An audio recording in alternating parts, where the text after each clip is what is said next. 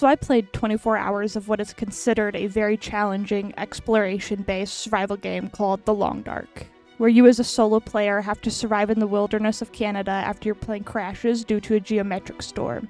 Also, when I loaded up the game for the first time, there was this photosensitivity warning, so maybe pause here and read that just to be safe. But with that said, it's time to load up the game. I was given a selection of difficulties to choose from. Pilgrim, meant for players who want a more exploration-based playthrough. Voyager, for the player looking for a balance between exploration and survival. Stalker, the perfect game mode for you nasty little freaks looking for a punishment. And finally, Interloper, the game mode for the masochist of the gaming world. I was tempted to play Stalker or Interloper because I thought it might be funny, but this was the very first time I was playing this game, and I thought it might be a good idea to learn the basics before trying something like that. So I went with Voyager for a balanced experience. And then it was time to choose where I would be spawning. I chose Mystery Lake because it claimed to be the ideal place for new players to spawn, and after loading in, I took about 2 steps before realizing I needed to lower my mouse sensitivity. I found some birch bark, which I pocketed before I saw this branch that I could break down for 3 sticks, and the low cost of 10 minutes and 38 calories. Also a not so small chunk of my temperature meter. I wanted to check out the downed trees at the bottom of the hill, and while I was doing that, I had hit spacebar to jump, but instead opened up a menu that gives quick access to things in my inventory. And after getting myself associated with that inventory wheel, I went back into my setting menu to find where the jump button was. And to my mild annoyance, I couldn't find any jump key, so I left it be and found my inventory menu where I could switch between different tabs. My temperature was half down at this point, and I hadn't even left the area that I spawned in, so I chose a direction and ran. It didn't take much running before I found some power lines and a small orange segment of train still on the tracks.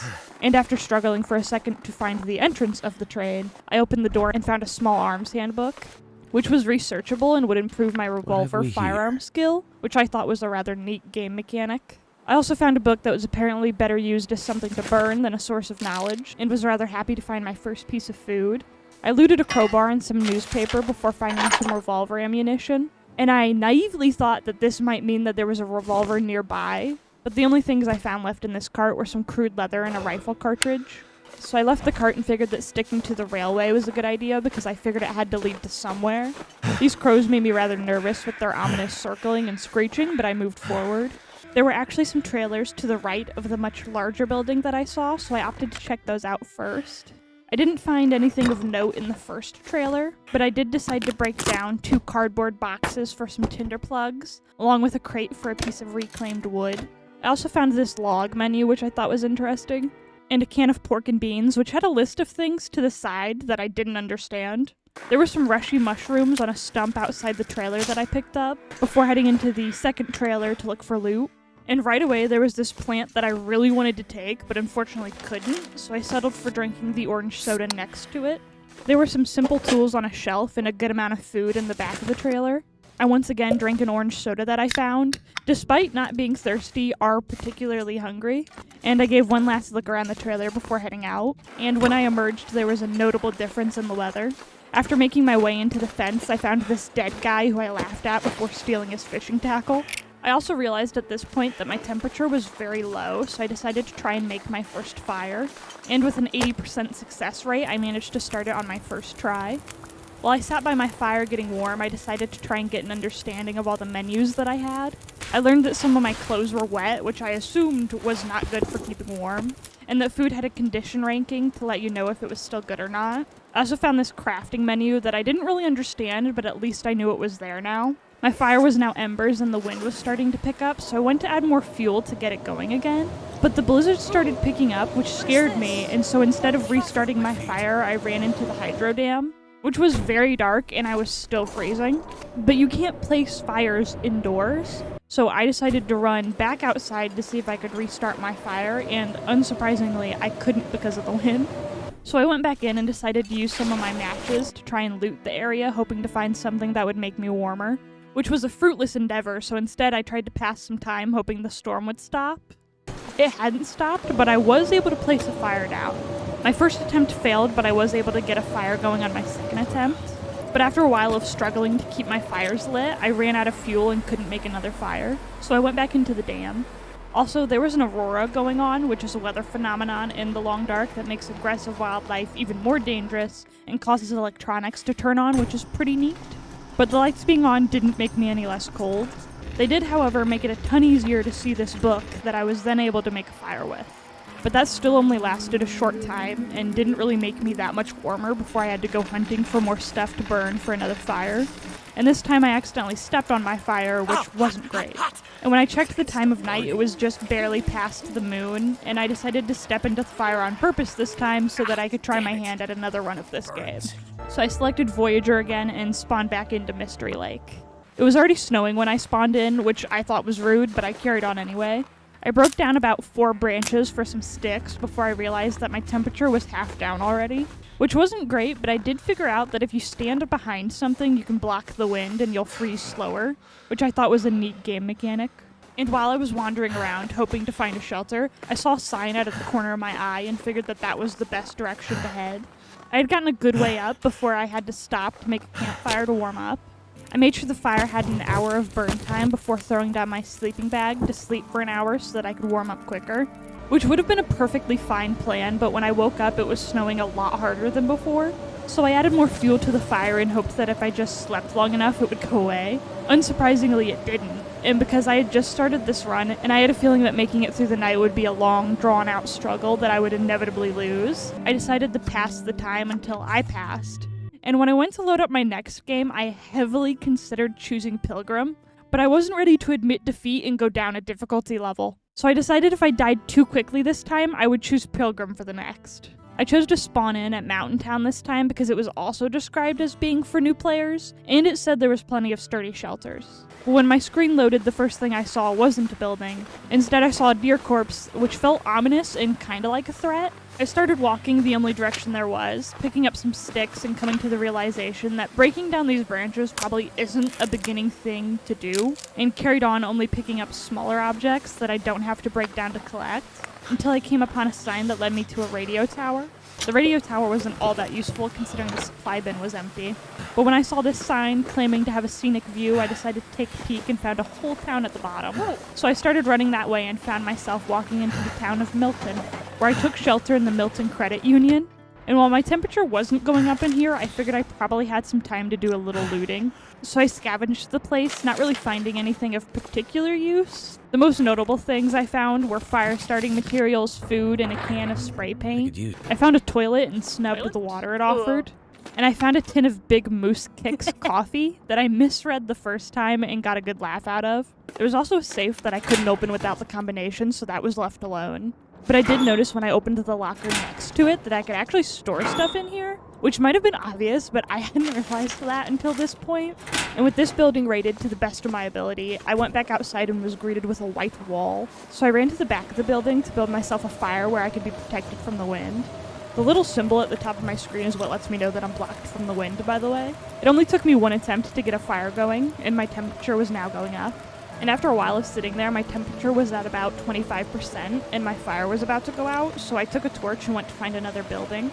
Although the wind caused my torch to immediately go out, but luckily enough I had run straight into another building. And my temperature was actually going up in this building, which was nice considering I was running low on fire fuel. I did still light up the torch for whatever reason. I think I just didn't realize I was warming up. But either way, I found a good chunk of food in the kitchen, including this salmon dude who brought me much joy. I moved on from the kitchen into the bedroom where I found this wool sweater underneath the bed. And since there are 2 slots for most clothing items, I was able to put it on. And can we just appreciate how goofy my character looks right now? Truly a style icon.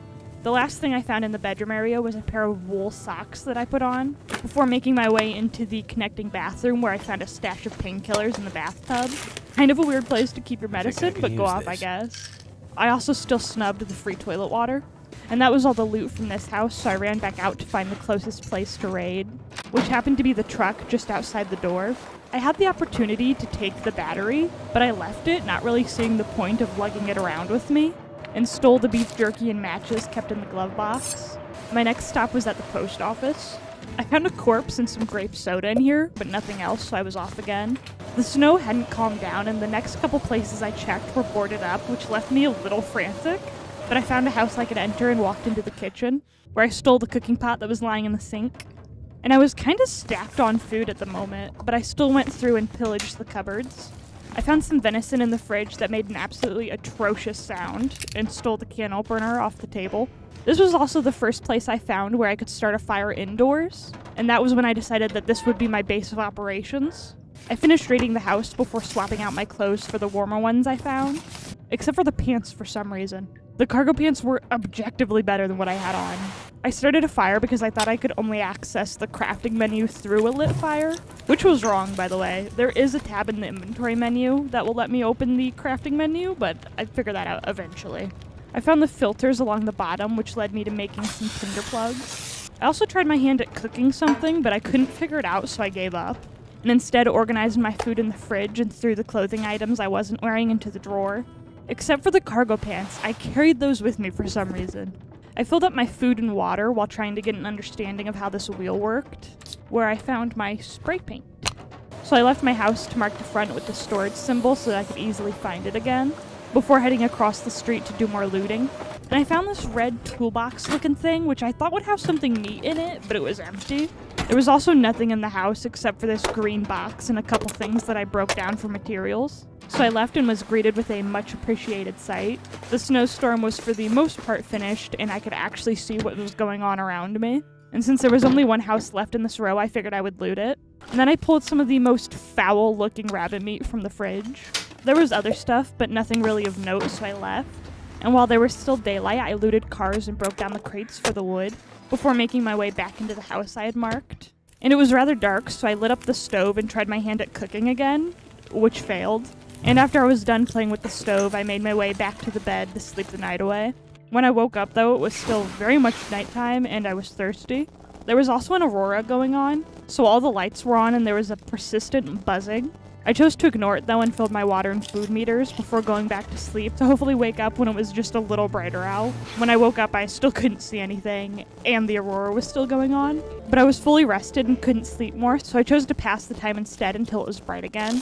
I also got the achievement for surviving a full day in the game, which was pretty neat, and it only took me about 2 hours to get it. I stored the goods I had collected the previous day, opting to only keep 2 things of both food and water on me and storing the rest, along with emptying my pockets of excess medical supplies and clothing, after which I made my way to the back of the house to throw around the stones that I had forgotten about until I saw them while organizing my stuff. But I heard some wolves howling, which scared me, so I retreated into my house once again. And after giving myself a pep talk, I equipped my singular stone and went back out. Since I had cleared the houses to my right, I ventured to the left to find new stuff. I kept my head on a swivel, surveying the area to make sure I didn't get surprise attacked, which was a little nonsensical because when they attack, they are anything but quiet about it.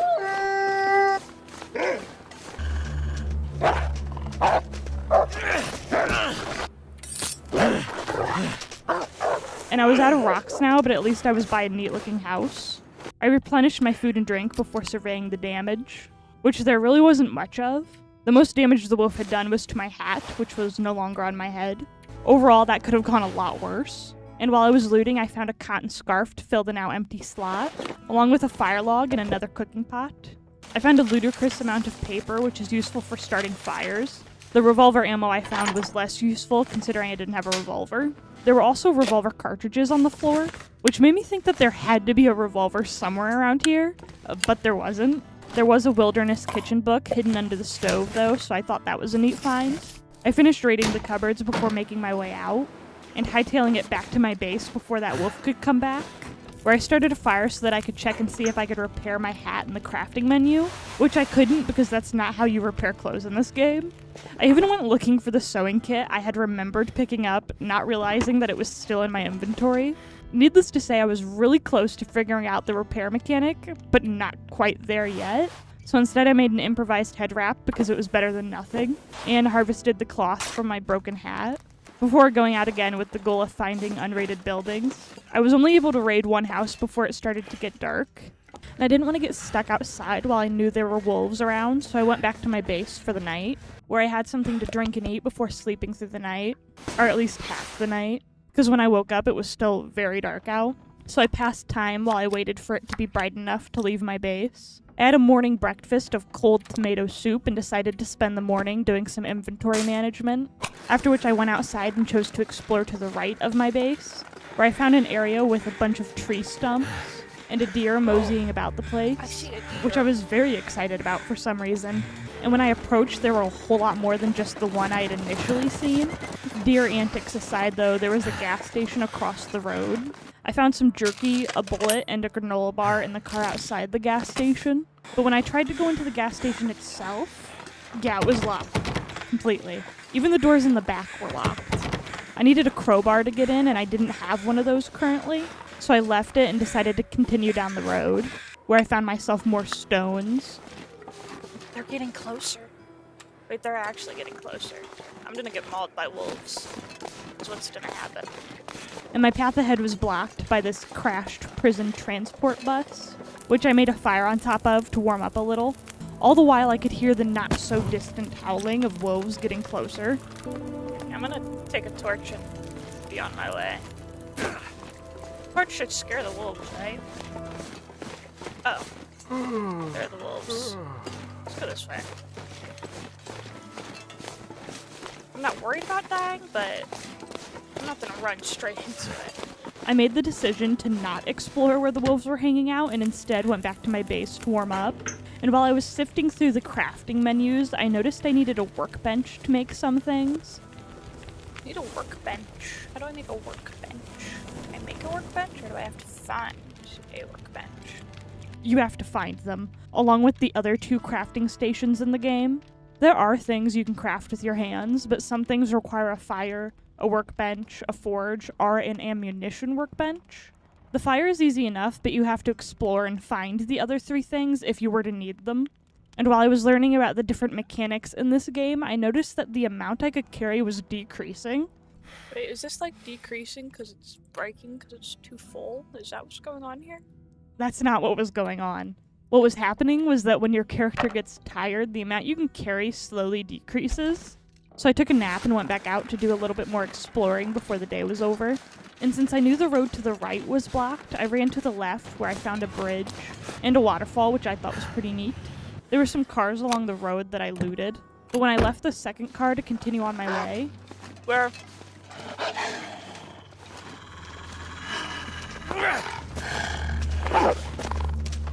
Hey, get out of here!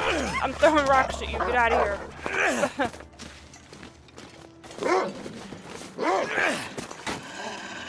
Get out of here. I'm gonna fucking throw my rocks at you, cunt. The rocks were somewhat keeping him at bay, but he was still following me. So I walked backwards until I could make a run for it into the church building. And while there was a campfire and a bed, which was an interesting find, there wasn't anything of real use in the church, so I prepared myself to go back out with the wolf. And to my pleasant surprise, he wasn't waiting outside the door for me. And so I continued down the road with stone in hands, just in case another one were to show up, adding more rocks to my collection along the way. Also, while I was walking backwards, I noticed a building on a hill that I'd almost passed, so I backtracked to see what it had to offer. And when I made it to the top of the hill, I wasn't particularly hopeful that it would have anything good considering how small it was. But I was pleasantly surprised to find a workbench, which I accidentally threw a rock at while trying to open the drawer. After collecting everything, I made my way back out and decided to continue up the road. I walked a while, but my character was both tired and getting pretty cold, so I trailed off the path to find a spot blocked from the wind. And apparently I'm not the first person to think this looked like a good spot to settle down for a minute. So I stole his arrow and tried to use his campfire, but it was too windy. So I looked for a spot covered from the wind and made my own campfire and took a nap. And when I woke up, it was nighttime and my fire was out. So I reignited my fire and took another 2-hour nap. My fire wasn't out when I woke up this time, but the game was rather rude and played weird sounds, which creeped me out. So I added more fuel to my fire and went back to sleep for another 2 hours. When I woke up, it was considerably brighter than what it was. But I wasn't ready to move just yet, so I added more sticks to my fire, which wasn't going to last the full hour of sleep, but I took the risk anyway. And to my surprise, I didn't die. So I picked up my bedroll, and despite the smarter option being to go back to my base, I instead continued up the road, making sure to pick up sticks along the way in case I needed another fire. And at the top there was a bridge. Did I run back? No, there weren't this many cars.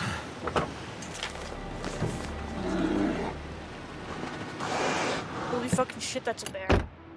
That's a fucking bear. Why did I come in here? Why didn't I run? Okay, it's walking away. It doesn't matter.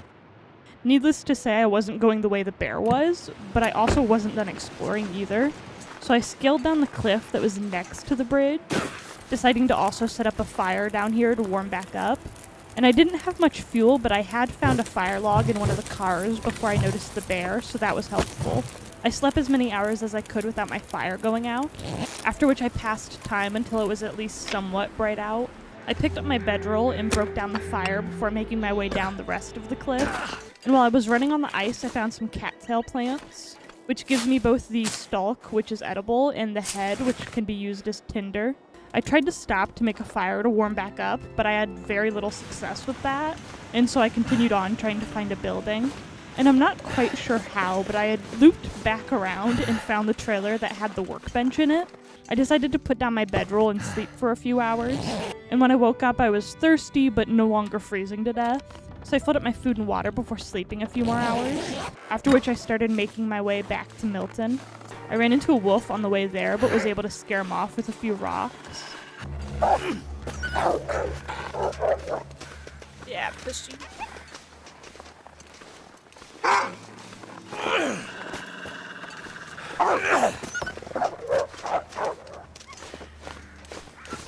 Oh, this is the same.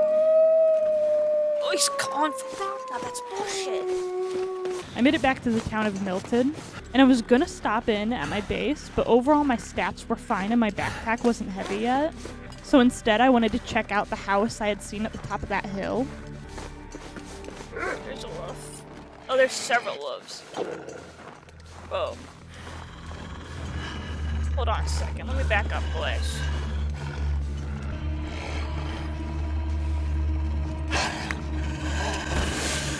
Look at my fire. Look at my fire. Fuck off. Yeah, somehow that worked and I didn't get my throat eaten. They sat there growling at me as I made my way to the house. And with how much effort it took to get into the place, I was hoping for some really good loot. However, I was a little disappointed. I found some food along with some simple tools. There was even a jerry can with a ton of fuel in it, but I didn't currently have a use for that. Oh, a bar. And there goes my flare. And so I started the 4th hour stuck in a cabin surrounded by wolves. And it had gotten rather dark, so I spent the night sleeping and passing time until it was bright enough to leave. And of course there was a blizzard going on, because why wouldn't there be? I immediately lit up a flare to keep any wolves at a distance and started my way back to base. But I had run the wrong way, and there was a wolf in the direction that I wanted to go. Ah, look. Got fire. Fire. It wasn't enough. It wasn't enough.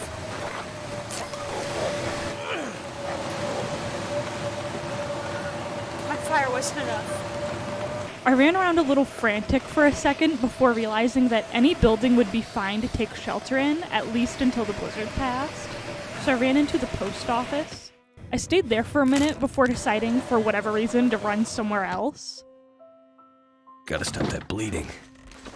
Oh, I'm bleeding? Oh, yeah. Yes, I was bleeding, and I also had an infection risk. I had the bandages on me to take care of the bleeding, but I didn't have anything for the infection risk. So with the threat of an infection, I decided to try and find my base. And somehow that worked out for me. I immediately got a fire going and went on the search for some antiseptic, but I didn't have any. So I tried looking at the crafting menu and found this recipe for reishi mushrooms, which I didn't think would really help the infection, probably. But it did say it was good for healing, so I figured it was worth a try. However, I still hadn't figured out how to boil stuff yet, so I wasn't able to actually prepare them. So instead I laid down for a 2-hour nap, hoping that might help in some way. Unsurprisingly, it didn't, and the infection risk was at a 68% chance now. So my plan was to just ignore it and carry on like I wasn't at risk of imminent death, and hope that I came across something that would solve my infection risk issue. So out for an adventure I went, which led me to yet another bridge, which led to a farm. There's hay. Okay, I think they're following me. I found a frozen man. You're frozen. Hello. So I stole the things he had and went to check out the next building. Silo. I kind of like this area. It's a farm. Bet there's a gun at a farm. It's gotta be. Can I get hurt on this? After I was done trying to impale myself on barbed wire, I found another frozen individual who had the farmhouse key on him, along with a pry bar, which would be handy. These wolves are definitely making their way. Gotta be. They have to be. They're so close. They still make me look. Okay. So after getting jump scared by a wolf, I made my way into the house. Look at this. Fancy place. So what's my injury looking like? 80% chance of infection. Cute. It wasn't particularly cold, but I decided to light up a fire anyway, just because I could. And then I got to ransacking the place, keeping my fingers crossed that I might find some antiseptic. I was also holding on to the hope that since this was a farm, there might be a gun somewhere, which wasn't the case.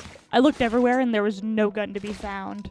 A good amount of ammunition, but no gun. On the bright side, though, while I was looting the bathroom, I found some antiseptic in the bathtub, which I used immediately, and the risk infection was gone. All that looting ate into my energy, so without the threat of dying from infection, I went to bed at the farmhouse and woke up to pitch black darkness. I filled my water and food meters up and was gonna try and pass time with a little bit of reading, but it was too dark. And so I went about trying to find the stove in the dark, but gave up after a short while and just lit a match.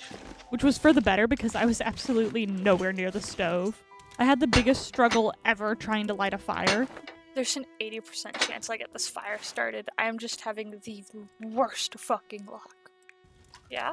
Don't do it. Light the fire. Light the fire. Light the fire. Thank you. Thank you. That's done. It took me 4 tries to get the fire started with an 80% chance of success. But either way, I got the fire going with enough time for 2 hours of research. After which my fire went out and I lit up a flare to spend the rest of the night looting the house. Or at least that was the plan, but then I realized that I could do research with the light of the flare, so I did that instead. And by the time I had finished researching the book, it was nice and bright out. So I did one last check to make sure I had taken everything of value before making my way out of the farmhouse. I ventured to the right to check out this truck in the hopes that there would be a gun in it.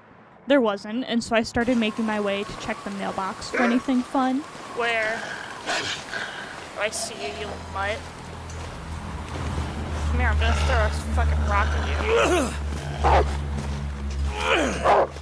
The rock, the rock, the rock!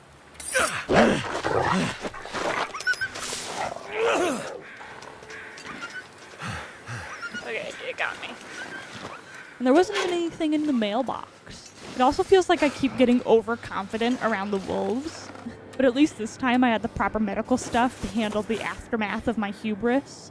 I was collecting some sticks when I saw some rabbits and impulsively decided to throw stones at them.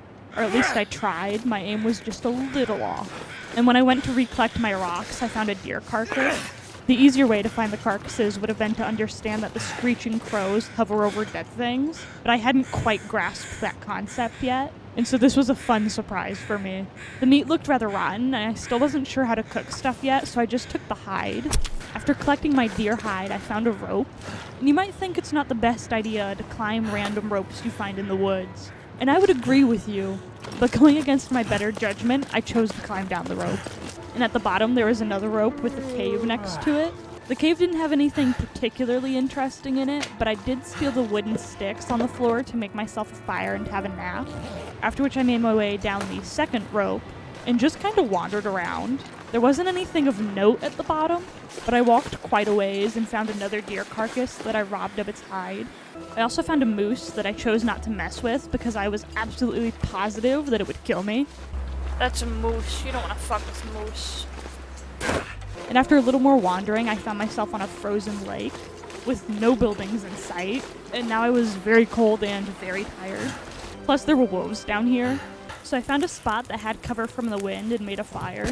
And after adding a ton of sticks, I laid my bedroll down and slept for 3 hours. When I woke up, my fire was out, but I was a lot warmer. And so I broke down the fire and picked up my bedroll. My goal was to head back in the direction I had come from, but unfortunately I hadn't really been paying attention, and so I was a little lost. I knew if I followed the ice, I would eventually find the slope that led back up to the rope. And I found a slope, but it just wasn't the right one because there was no rope at the top. There was a tiny overhang that I decided to set up another fire at, while I contemplated what my next move was. which was the very strategic move of dying. Yeah, I was out of fuel for my fire and I slept for too long. Overall, a very silly way to die, but it is what it is. I had managed to survive for 5 days, and I think I had made it roughly like 3 hours in this world, so that's something. And since I managed to survive Voyager for a decent amount of time, I decided to stick with it. I spawned in one of the harder areas, and I'll just leave you guessing as to whether or not that was a good idea. Although I will say, don't have high expectations. I spawned on ice with a waterfall flowing behind me, and immediately started collecting some stones for wolf defense.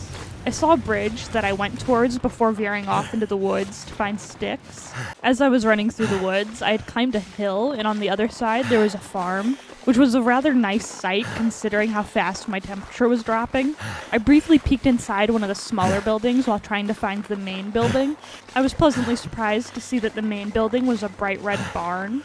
The large barn doors were inaccessible, so I went around the side and found some smaller doors to enter from. My temperature was all the way down, and unfortunately just being in the barn wasn't helping, but taking a seat in the truck seemed to do the trick. I warm up? I'm warming up. Good. I could use this. Oh, nice. I decided to pass 2 hours in the truck just to get my temperature a little bit higher, but it was moving at such a snail's pace that 2 hours really didn't do much for me. So I left the vehicle to raid the rest of the barn, hoping that I might find some warmer clothes. I found a note talking about seeds or something, and then I found the person who probably wrote the note and stole their things, which wasn't much. Hope nobody needs They had a this vest, anymore. a piece of charcoal, and a book on them, and I now had a risk of frostbite, so I continued searching the barn. And this is the part where I literally hover over the fire barrel sitting right next to the truck and didn't notice. Instead, I ran past it to loot the upstairs. There was a workbench up here, moments away from crashing through the floor. I found a heavy hammer, which is a tool I hadn't seen yet, so that was cool. When I made my way back downstairs, I finally took notice of the fire barrel. And after setting up a fire, I finally figured out the cooking mechanic. Do I have anything to cook? Cooked tomato soup? And after a short time, I had myself a can of warm tomato soup, which gave me a warming up buff that would somewhat help with the cold. I took an hour-long nap, and when I woke up, the weather had gotten rather loud. But there wasn't any more food in the barn, and so I went out into the blizzard just kind of hoping for the best. I was hoping to find something in the smaller outbuildings, but I had no luck with that. However, when I searched this vehicle, I found an orange soda and a chocolate bar, both of which will fill my hunger somewhat. So I made my way back into the barn and started up another fire. I slept for a short hour, but when I woke up it was dark, and I didn't have any more fuel to add to my fires, so I took a risk and slept for a more meaningful amount of time, and I had somehow not died. I wasn't able to see anything and my water was empty, and I had fully thought I was going to freeze to death. I was out of any water to drink, and it was too dark to go out, so I passed time until it was somewhat bright, after which I left the barn and did a little navigation. And I'll just save you the time and sum up how this world ended. After I left the barn, I ran around trying to find something to drink, which led to me getting really cold and down to half health. I found a small building with a dead guy in it, who also had a rifle, which was a little disappointing because I already knew that this run was almost over. But I took it anyway and made a fire where I was blocked from the wind. And since this was the first time I had gotten my hands on a gun, I at least wanted to fire it once. So I loaded it, shot the frozen corpse, and took a dive into the fire. Overall, this run only lasted 30 minutes, and I had learned my lesson about spawning in more difficult areas. Kind of, not really. I didn't spawn somewhere new, but I also didn't spawn in the mountain town, even though I should have. And it's a little funny because I was pretty confident that I would be in this world for a while, but I only ended up lasting for maybe 40 minutes. And to keep this video moving, I'm gonna breeze through this attempt. Nothing new or interesting happens, so it would be kind of repetitive to give a full walkthrough of this run, so I'm gonna run through the stuff that matters. And to start, I spawned in the middle of the woods with no buildings in sight. I ran through the woods until I saw some power lines, which led me to the railroad tracks that I followed to this cabin which sat next to a frozen lake. Inside there was a workbench and 2 fire starting areas, which makes this place a pretty good base location. Water had quickly become an issue though, and I really wasn't sure how to get more other than looting buildings, but I was almost positive that there had to be another way to get water. So I thought maybe if I placed containers outside while it was snowing, they would fill up with snow that I could melt and drink. And my thought process really wasn't all that far off from what I needed to do. What I really needed to do was place the container on the cooking slot of a fire and select the water option. They don't make you manually collect the snow. You kind of just assume your character reaches out the front door and scoops up some snow to melt. I gotta say though, it would have been kinda cool to see all the empty cans I scattered around slowly fill up with snow, but I digress. After quite some time walking around, slowly dying, I decided that it was time to end this playthrough. I was also curious to see what letting a wolf maul me to death looked like, and there just so happened to be one on the ice. So I let him kill me, and all I got in return was this really funny scream.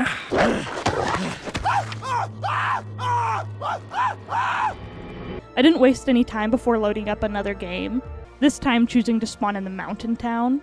When I spawned in, it was dark and I was under the bridge that leads into Milton, so I made my way to the top of the bridge and into the first Milton house, which was very dark, so I lit a match and started looting. I found some antiseptic, a wood plank, a flare, and a heavy hammer. That was all I found before my match went out, and I left this house to go loot cars instead, where I found some food and other useful stuff. But it was rather cold and the car wasn't warming me up, so I went into a house to warm up and to loot what I could see. It helped that as I walked around, the sun started to come up, which made looting a lot easier. And by the time I went back outside to find somewhere else to loot, it was nice and bright. I spent the morning jumping from house to house looting stuff, in which time I didn't find anything particularly cool or useful, but I did now have a nice haul of food, sodas, medical supplies, and clothing, which was a good start. One thing I didn't have though was rocks. Or any weapon really, but it's a ton easier to find rocks than it is to find a gun. So I went looking for rocks, which led me to the Orca gas station where I tried throwing a rock at some crows I saw. It didn't do anything. And I'm not sure if I've mentioned it yet, but since probably the third game I loaded up, I found that you can make arrows with crow feathers. And I had been trying to figure out how to get them since then, because in my heart, I'm a long-range weapon kind of guy. But spoiler alert, I'm a long ways off that goal. So for now, I have my rocks. While I was collecting rocks, a whole 16 of them by the way, which is far too many, I found this wooden archway with a sign underneath it pointing towards a trail. And to say my interest was piqued would be an understatement.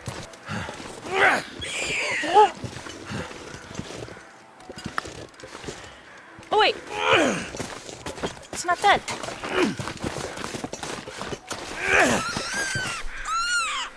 My fingers feel numb.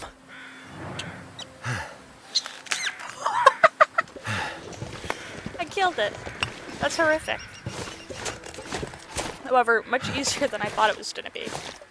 I don't know why I laughed. Honestly, goblin behavior. I did have myself both a rabbit to eat and the knowledge of how to catch more of them, so maybe a little bit of goblin behavior is permitted. And now that I was done chasing bunnies around, I continued up the hill and found this receptionist building thing. Not really sure what it's a building for, but it's a building nonetheless. And I found these sick-looking ski boots, which I put on and was a little disappointed with how goofy they looked on me, but at least they were warmer. I used the potbelly stove to start up a fire because I was rather chilly, and while I warmed up, I looted the place and found this note that said it would give me a survival hint. And with that, I had a location marked on my map to a box with some potentially good gear in it. But it was surrounded by inky blackness, so the chance of me finding it if it wasn't on the trail were slim. Especially considering I hadn't really grasped the navigation mechanics of this game, so no treasure for me. There were some Summit sodas in this broken vending machine, and my plan was to explore further ahead, but my temperature wasn't quite high enough. So I took a short 1-hour nap and woke up a lot warmer. However, because this game actively wants me to die, there was now a small blizzard going on.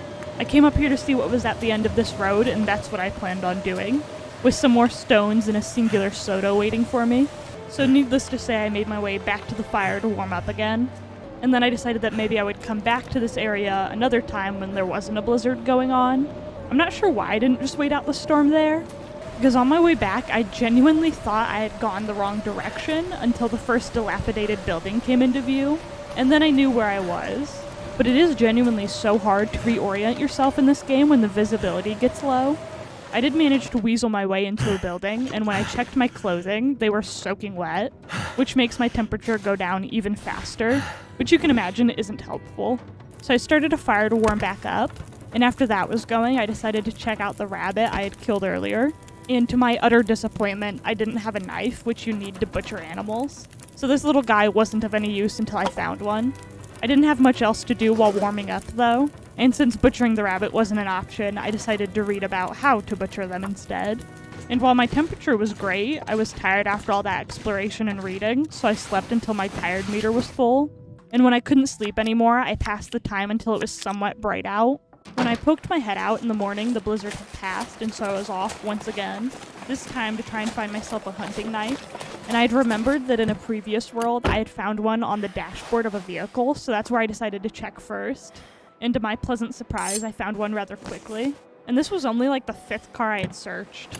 I didn't really have a need to harvest the rabbit at the moment, though, so I carried on with my day. There's a wolf. Cold is making my head feel thick. Bet I can actually fuck this wolf up with a stone.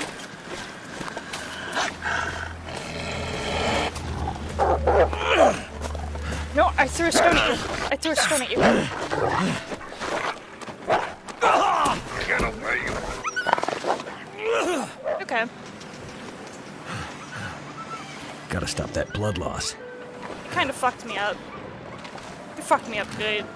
Yeah, I was unreasonably confident that I could fuck that wolf up with a stone, and so I got bit in the head as a punishment. I made my way into a nearby house to finish patching myself up, and when I finally made my way out of the cabin, I found the blood patch I had left on the ground, before continuing on my way to cross the bridge I had spawned under, where I meandered my way to the church down the road. Once I was there, I lit a fire and started looting the place, but I didn't find anything particularly valuable, so I went to sleep. And after I woke up, I took a torch and was on my way to find the trailer that had the workbench in it. I ran into a wolf on the way, but my impeccable rock-throwing skills had him turning tail and running. At least he was until I got a little full of myself and didn't just run while I had the chance.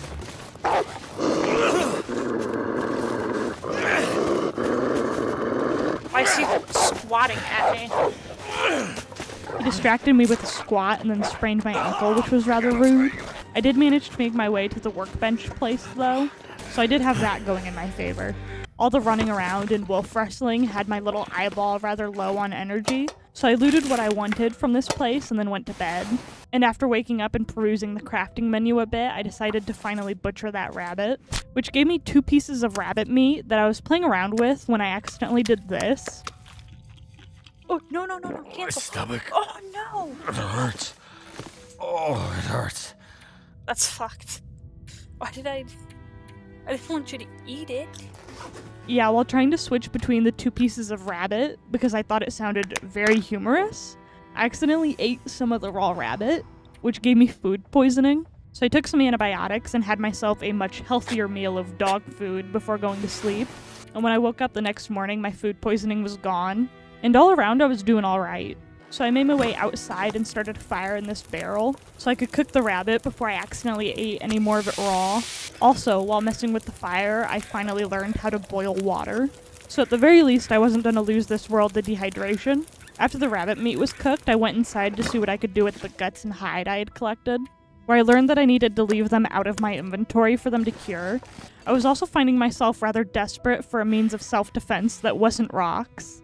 So I peeked at what it would take to make a bow and was baffled to see that I needed a cured maple sapling, which I didn't have a clue where to find. So I'll be chucking rocks for the foreseeable future.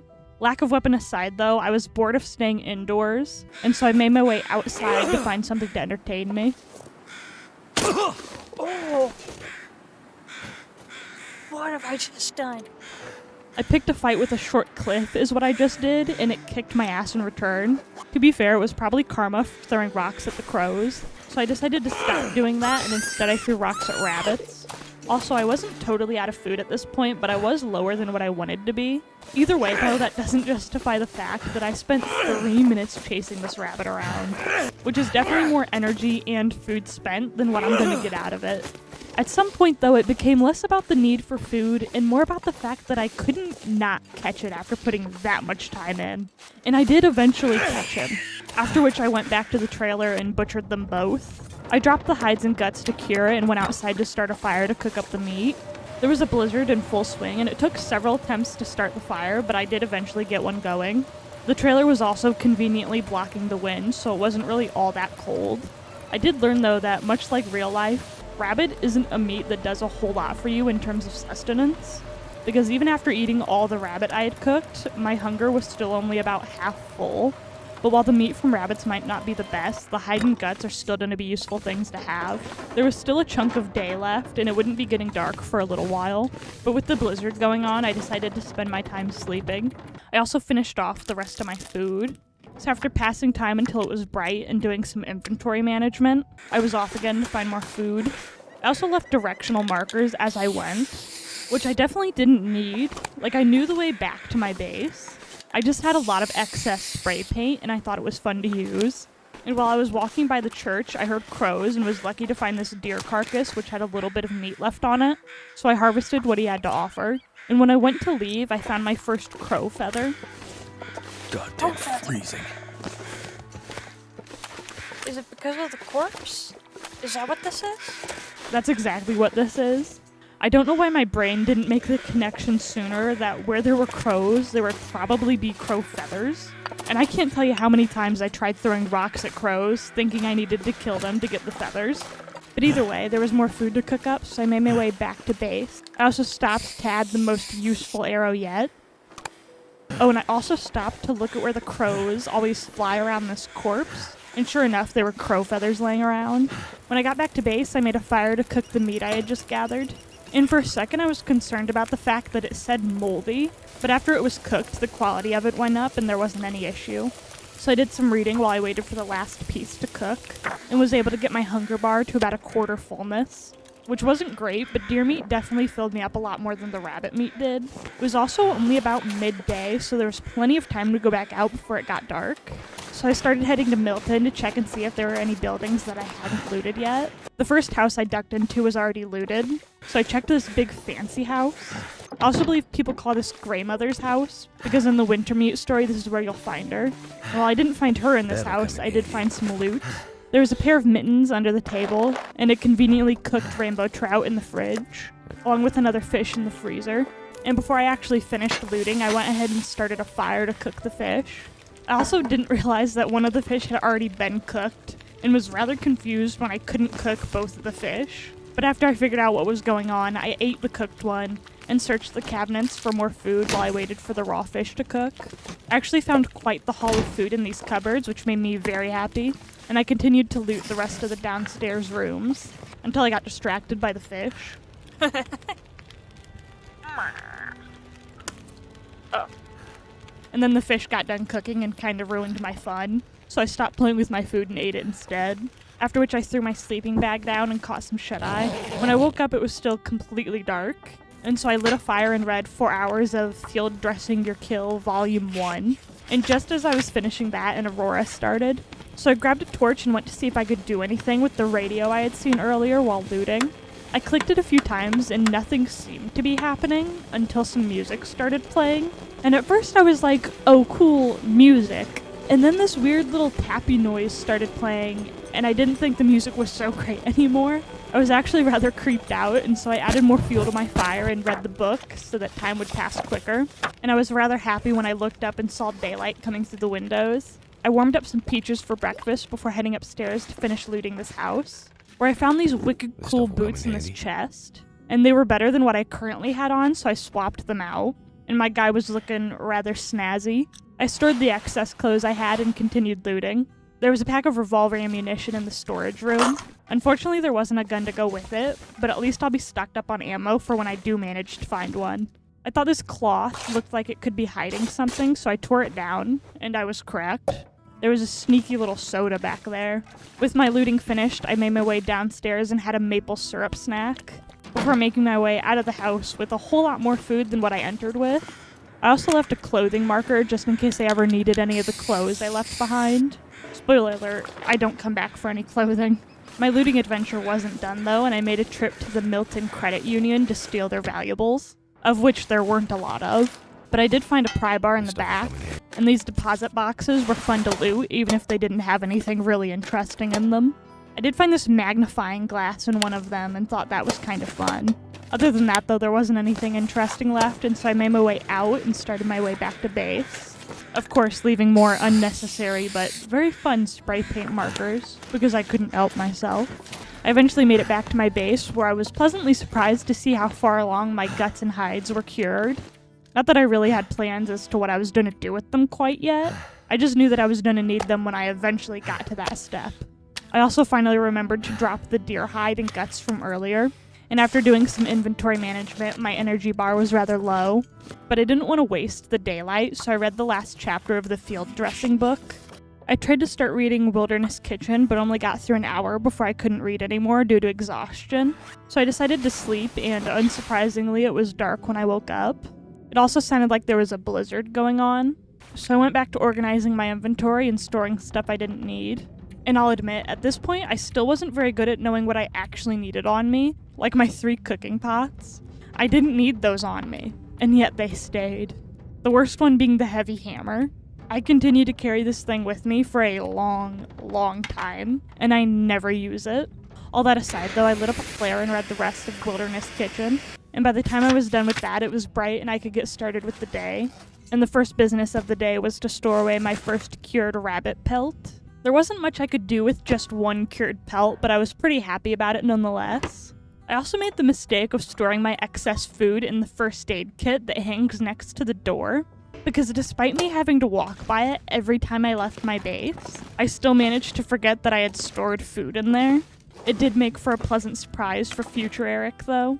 After storing away the food, which I will not see for quite a while, I went outside to collect more fuel for fires, but was stopped short when the game let me know that I was going to need a hatchet to do that. So back inside I went to figure out how to get a hatchet. I need a forge. I've literally never seen a forge. Yeah, if I wanted to make an improvised hatchet, I was going to need a forge. So maybe that would be a goal for another time. For now, I wanted to get out and explore the road ahead, where I also stopped to do a little mapping session. I also found this tree that had its roots ripped from the ground. And I don't know if you've ever seen this in person, but the holes left behind when this happens are huge, and it's genuinely terrifying to stand at the edge of them. The fallen tree is fun to play on, though. I hadn't actually made it all that far when my temperature ran all the way down, so I ran into this little nook because I thought it looked like good protection from the wind. And clearly I wasn't the only one who had that idea because there was a dead body back here. I stole his flare shell and used his fire to warm up. I hung out there for a chunk of time, but I did get rather impatient and took a torch to go, and made my way to the Spruce Falls Bridge. There was a bear on the other side of the bridge, though, and so I nervously looted what I could without upsetting the bear, at some point pulling out my rocks. Not really sure what I thought rocks would do for me in a bear fight, but go off, I guess. I only looted 3 vehicles before the bear's proximity deterred me from going further, but I had found some useful things, so overall a successful trip.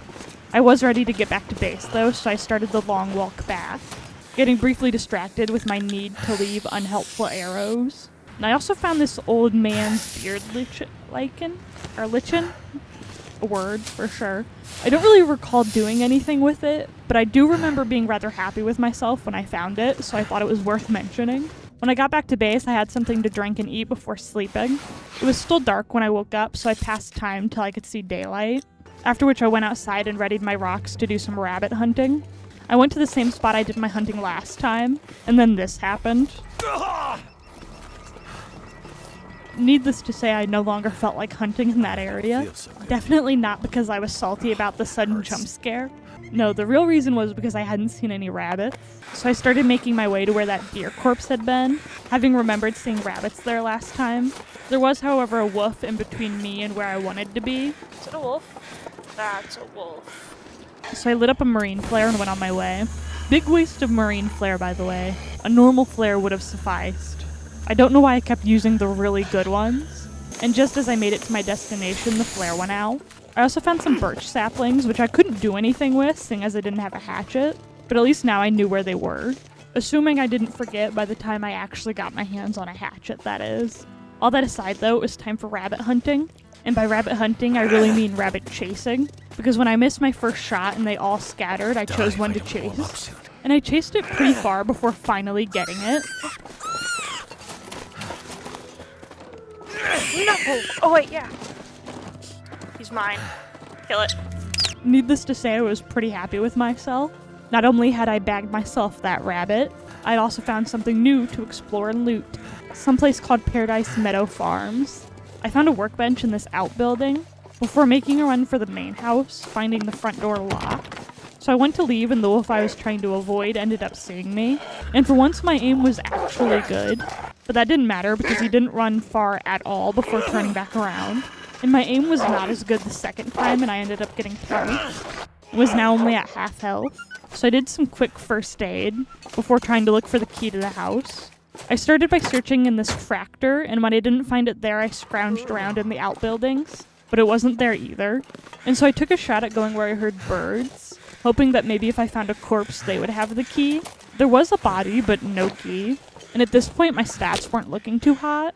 So I hunkered down with the corpse and started a fire, where I had a quick drink and a snack, before harvesting the rabbit I had on me and cooking the meat. After which I decided that looking for the key can be an adventure for another day, considering how low on health I was. So I made my way back to Milton, where I ducked into the first house I saw, and raided the place for something to drink before setting my bed down in the kitchen and sleeping for 6 hours. When I woke up, I was rather hungry, so I raided the kitchen for food, which there was a nice amount of. I ate the jar of peanut butter I found, which restored a good chunk of food, before raiding the rest of the place and going back to sleep and waking up to daylight. I did one last check to make sure I had looted everything before making my way out, and despite it being very windy, it was a rather clear day, so I started a peaceful walk back to base. Whoa! No, not again, not again, not again! Knife! Knife him! Just stab him, bro. At least it was peaceful until a wolf ambushed me from behind a rock, which was rather rude of him. I left a bloody trail to the nearest house, where I assessed the damage and applied bandages and antiseptic where needed. After assessing and fixing what I could, I made my way back out, rock in hand, and continued my way back to base. I decided shortly into the walk to light up a flare, not because I needed to, but because my health being so low was making me nervous. I decided to duck into the church to warm up. I cooked some food while I got toasty, preparing 2 cans of food and this rabbit that I found in a fridge, eating it all as it got done. I also got jump scared by the noise that played when I leveled up to cooking skill 2, which is amusing now but was less so when it happened. After taking a quick nap, I grabbed a torch and left the church to make my way back to base. And finally, after what was meant to be a quick and easy rabbit hunting trip, I was back at base, where one of the guts and 2 of the pelts were done curing, and the others were at 99%, which meant that I just needed the pelt I had collected from my hunting excursion to cure, and I would have the materials to make a rabbit skin hat. This is also where I got a little distracted, but very amused by my newly discovered ability to move things around. So I went about organizing the cured guts on this shelf. I also harvested some broken clothing for some extra cloth, and then finally remembered to drop the rabbit pelt to start the curing process. I also finally realized that I didn't need 3 pots on me at all time and dropped 2 to store on the table. My organization continued into hour 10, after which I slept and woke up to an aurora. I made my way outside to start a fire so that I could heat up some tomato soup, and while that was cooking, I took a second to appreciate how pretty the aurora sky was. I could do without the creepy ambient noises it caused, though. Also, the tomato soup didn't fill up the bar all that much, so I went back in to grab some more food, which I cooked and ate, before heading back inside to craft a rabbit skin hat. Because while I was organizing all my things, I found the last piece of cured hide I needed. I really don't know when this piece had cured, but I think we've already established that I can't keep track of things once they're out of sight. But I now had a cool rabbit hat adorning my forgetful head. I used up all my purification tablets, after which I stored some of the water on top of the workbench, because it was rather heavy to carry all of it around. I did some quick clothing repairs, after which I was ready for more adventuring, and despite sticking to the roads to avoid getting lost and/or getting distracted, I went around the road to get into Milton this time because I didn't want to run into any wolves. But as I approached the bridge into Milton, I heard howling, so my strategy to avoid wolves was kind of pointless, but whatever. As I crossed the bridge, one of them aggroed onto me, but I scared him away with a rock. There's another one! There's another one! There's another one! There's another one! There's a bunch of them! There's a bunch of them! Yeah, so there was like a whole pack of them waiting at the entrance into Milton, and they scared the hell out of me. so I ducked into the first house I could to regain my bearings. And when I went back out, the wolves weren't interested in what I was up to anymore. My goal was to find any unraided houses, but I wasn't finding anything new, so I continued down the road to the Orca gas station. Also, along the way, I found some old socks and some purification tablets that I must have dropped at some point. I reclaimed the tablets, but left the socks, before continuing on my way to the Orca gas station, where I broke into the store using my pry bar, and immediately found 2 sodas in this extremely broken fridge, which was a good start. There was also water on the counter by the slushy machine, but tragically, even though the machine looked full, I could not get myself a slushie, and I was truly sad about that revelation. Nevertheless, I continued raiding the store, where I found an energy drink, 2 bags of jerky, and a can of condensed milk, which I ate, because I was low on food, and the condensed milk had a high calorie count, which filled my hunger bar to around a quarter of the way full, which would be enough to sustain my hunger bar while I finished looting, finding a whole lot more food, and some painkillers in the cash register. Not really sure why painkillers would be in the cash register, but go off, I guess. I made my way to the back after I was done raiding the front of the store, where I found a fire barrel and more loot. There was also a can opener and a storm lantern in these lockers, which were some good finds. And in the bathroom across from that room, there was a case of revolver ammo next to a bucket, along with more spray paint in a broken locker. And with all the most useful loot collected, I started up a fire and warmed up some peaches, after which I went to sleep and woke up to an aurora. And typically I would sleep until it stopped because they really creeped me out, but my energy bar was full, so instead I filled up my hunger and thirst bars, before passing time until it was bright out, snagging myself the 10-day achievement in the process. And surviving 10 days doesn't really seem like a lot, but it took me 10 hours of playing this game before I bagged that achievement, so I was rather happy with myself. I made my way out the back door,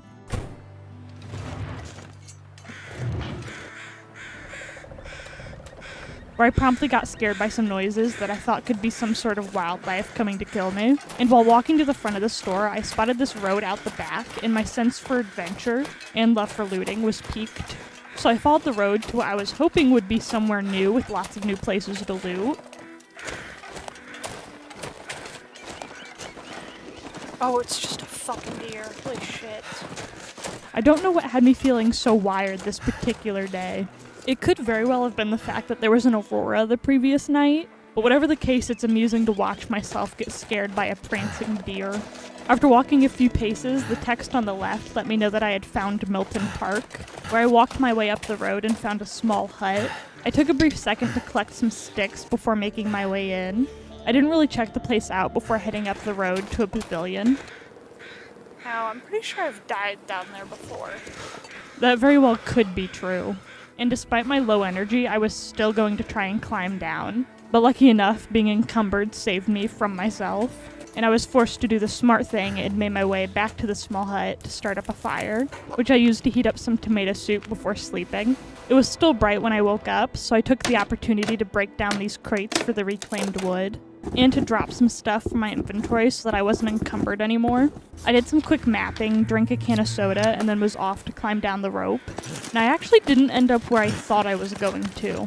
I thought this rope would lead down to the lake below, which in retrospect doesn't make much sense. It would have to be a rather long rope to accomplish that, but either way I was at the bottom of the rope now, where I did some quick spray painting so that I could more easily find this spot on the map in case I got lost. I also placed a few more directional arrows as I walked, which might lead you to believe that this was a rather large area, but it really wasn't. I spotted another rope leading up the rocks, which I took note of, but while picking up a few sticks so that I could have enough fuel to sustain a fire overnight, I noticed a cave. Is that a cave? It was indeed a cave, and this cave came with a free pre-built fire, along with some neat cave loot, which also included a flare gun. And I thought it was pretty neat to have my first gun-like thing. There was also a collection of matches and food in the backpack. And despite how cool I thought the cave was, I didn't plan on staying long. So I left to climb the rope leading up the rocks I had seen earlier. But then it started snowing and I didn't want to risk possibly getting caught in a blizzard at night. So instead I lit the fire in the cave and warmed up some peaches to eat and prepared a cup of coffee for later. After which I slept for 2 hours, and when I woke up there was a blizzard going on outside. And I was happy that I had decided to camp out in the cave, instead of continuing forward and climbing the rope like I had wanted to. I threw some more wood on the fire, however I did not have nearly enough stuff to burn, which was slightly concerning. I was able to get 3 hours on the fire with the fuel I had, and slept in 1 hour increments, hoping that the blizzard would be over in that time. Yeah, as if the blizzard was still going and I only had an hour left on the fire and no fuel, which had me a little worried. So not wanting to sleep another hour and risk waking up dead, I cooked up the rest of my coffee. When I checked the time though, the moon was just a little past the center, which meant that it wouldn't be too long before the sun started coming out. And luckily enough, just as my fire really started to die out, so did the blizzard. I passed a little bit of time before deciding to sleep, all while not paying attention to how low my temperature was getting. But luckily enough, my sleep being mostly full saved me from freezing to death. And while my temperature was in the red, I had plenty of time to go collect sticks. But I couldn't find any sticks that I could just pick up, and so I had to sacrifice the time to break down branches instead. And not having a hatchet meant that I couldn't break down the cedar limbs that were laying around, which would make for a much more lucrative source of fuel. And by the time I thought I had enough sticks to get a decent fire going, it was bright out. I started up a fire and added most of the sticks, which gave me an hour of fuel time. I also set some peaches on the fire to cook so that I could get the warming up buff. After which I dropped some stuff I didn't need, grabbed a torch, and was on my way. However, instead of going directly to the rope, I got distracted when I heard birds and went to investigate what they were circling. Hey, buddy. But if you had good shit, bro. He actually only had the hatchet on him, but that was good enough for me, seeing as not having a hatchet was starting to become a big hindrance. However, with the added weight of my new hatchet, I was too encumbered to climb the rope. And so after heavily debating my options, I sadly left more than half of my rocks at the bottom of the rope and started climbing my way up. I would like you to take note of the fact that I left rocks at the bottom of the rope, because this will come back up in just a short while. At the top of the rope, I pulled out the spray paint to leave a marker, but I'm out of spray? Bro. I'm out of spray. That sucks. not only did that suck, but I also couldn't find where to go from here until I noticed the tree bridge. And despite being nervous that I might fall, I did make it across, where I followed the path upward to a rather pretty waterfall. I collected cattails as I made my way to the end of the ravine, where there was a cave and a steep drop off the edge. But there were also a set of red train cars that I recognized as being the ones that were by the cabin with all the fishing holes that I had died at earlier. So with a new excitement, I went to head into the cave. However, I did take a pause when the prompt to leave the Milton region popped up, but I wasn't deterred and quickly made my way into what was a rather cool and creepy looking cave, bouncing from one patch of light to the other, and using my lantern when needed. I came across a fork in the road and decided to go left, which led me through many turns, eventually coming across a dead body, which sat outside of a rather large room. And not being all that eager to explore the creepy large room, I took a second to fill up my hunger and food before finally making my way in. There was a fire with some coal and an orange soda by it, which I drank. I continued onward and found a flare, which was useful because I was nervous with how low my lantern fuel was getting. So I lit my flare and pretty much immediately found the exit afterwards, which was a big waste of a flare. But either way, I made my way out of the cave and into the Mystery Lake region. I did some quick mapping, which marked the Trapper's homestead on my map for me. And as I was taking my first steps into the region, I caught sight of a bear, which I was less than thrilled to be sharing air with. So I decided to do my best to avoid her at all costs, and continued my way to the Trapper's hut. I threw my flare on the ground and went inside, where I was excited to see a workbench. I was less excited to see a safe, seeing as I still had no clue how to open them, but I was absolutely ecstatic to find a revolver sitting on the table. I also found a firearms cleaning kit next to it, and one measly revolver bullet under the table, which accounted for all the ammo I had on me. I found some lantern fuel in the locker, which I was happy about because my lantern was almost out of juice, and I still needed to make a trip back to my current base. So I refueled and finished looting the place, before offloading some of my inventory into the locker so that I could lower my weight for the journey back, which included storing all but 20 of my matches, which was a mistake because I forgot I stored them, and later on I got really concerned about how few matches I had. And I only took 20 matches because I thought it would be a really quick trip to the current base and straight back here to set up a new base location. And it's honestly laughable that I thought I could set a goal and not get at all distracted with other things. Especially considering I got distracted while storing the stuff because I wanted to try and clean the gun, which makes the most awful noises, by the way. Distractions aside though, I finished putting away anything deemed not essential. However, I wasn't quite ready to make the trip back just yet, so I pulled out my book to read. I managed to research all but 1 hour before I was too tired to continue, after which I filled up my food and water and went to sleep. When I woke up, it was still very much dark, so I started a fire and finished researching my book, after which I decided to boil some water and heat up some peaches. I ate the peaches when they were done, and tried to speed up time to finish the boiling water, but the fire ran out before it finished. So I decided to just leave it there instead of carrying around unboiled water with me. And this is where I passed time for an hour so that the game would save, and I logged off for the day. Which I'm only mentioning because when I hopped on the next day, I may or may not have been 2 or 3 beers in and feeling pretty good about it. I am old enough to drink, by the way. Where did I shove all the shit that I didn't want to bring with me? I looked aimlessly, trying to rub my 2 brain cells together, in hopes that I could find where I hid my stuff from myself. Oh, in the locker. I knew that. I didn't know that. And after thinking for a second, I finally stored the sewing kit in the locker and was ready to leave the trapper's hut. I'm gonna have the gun out. Where's that bear? Okay. She's just hanging over there. Wow. I can't move and aim? That's fucked up. I shouldn't hold the gun. I'm gonna hold this. My rocks. Huh? Oh, fuck you. I'm not convinced it's a bad idea to play this game while drunk. Unconvinced of my folly, I continued onward, trying to find my way back to the entrance of the cave.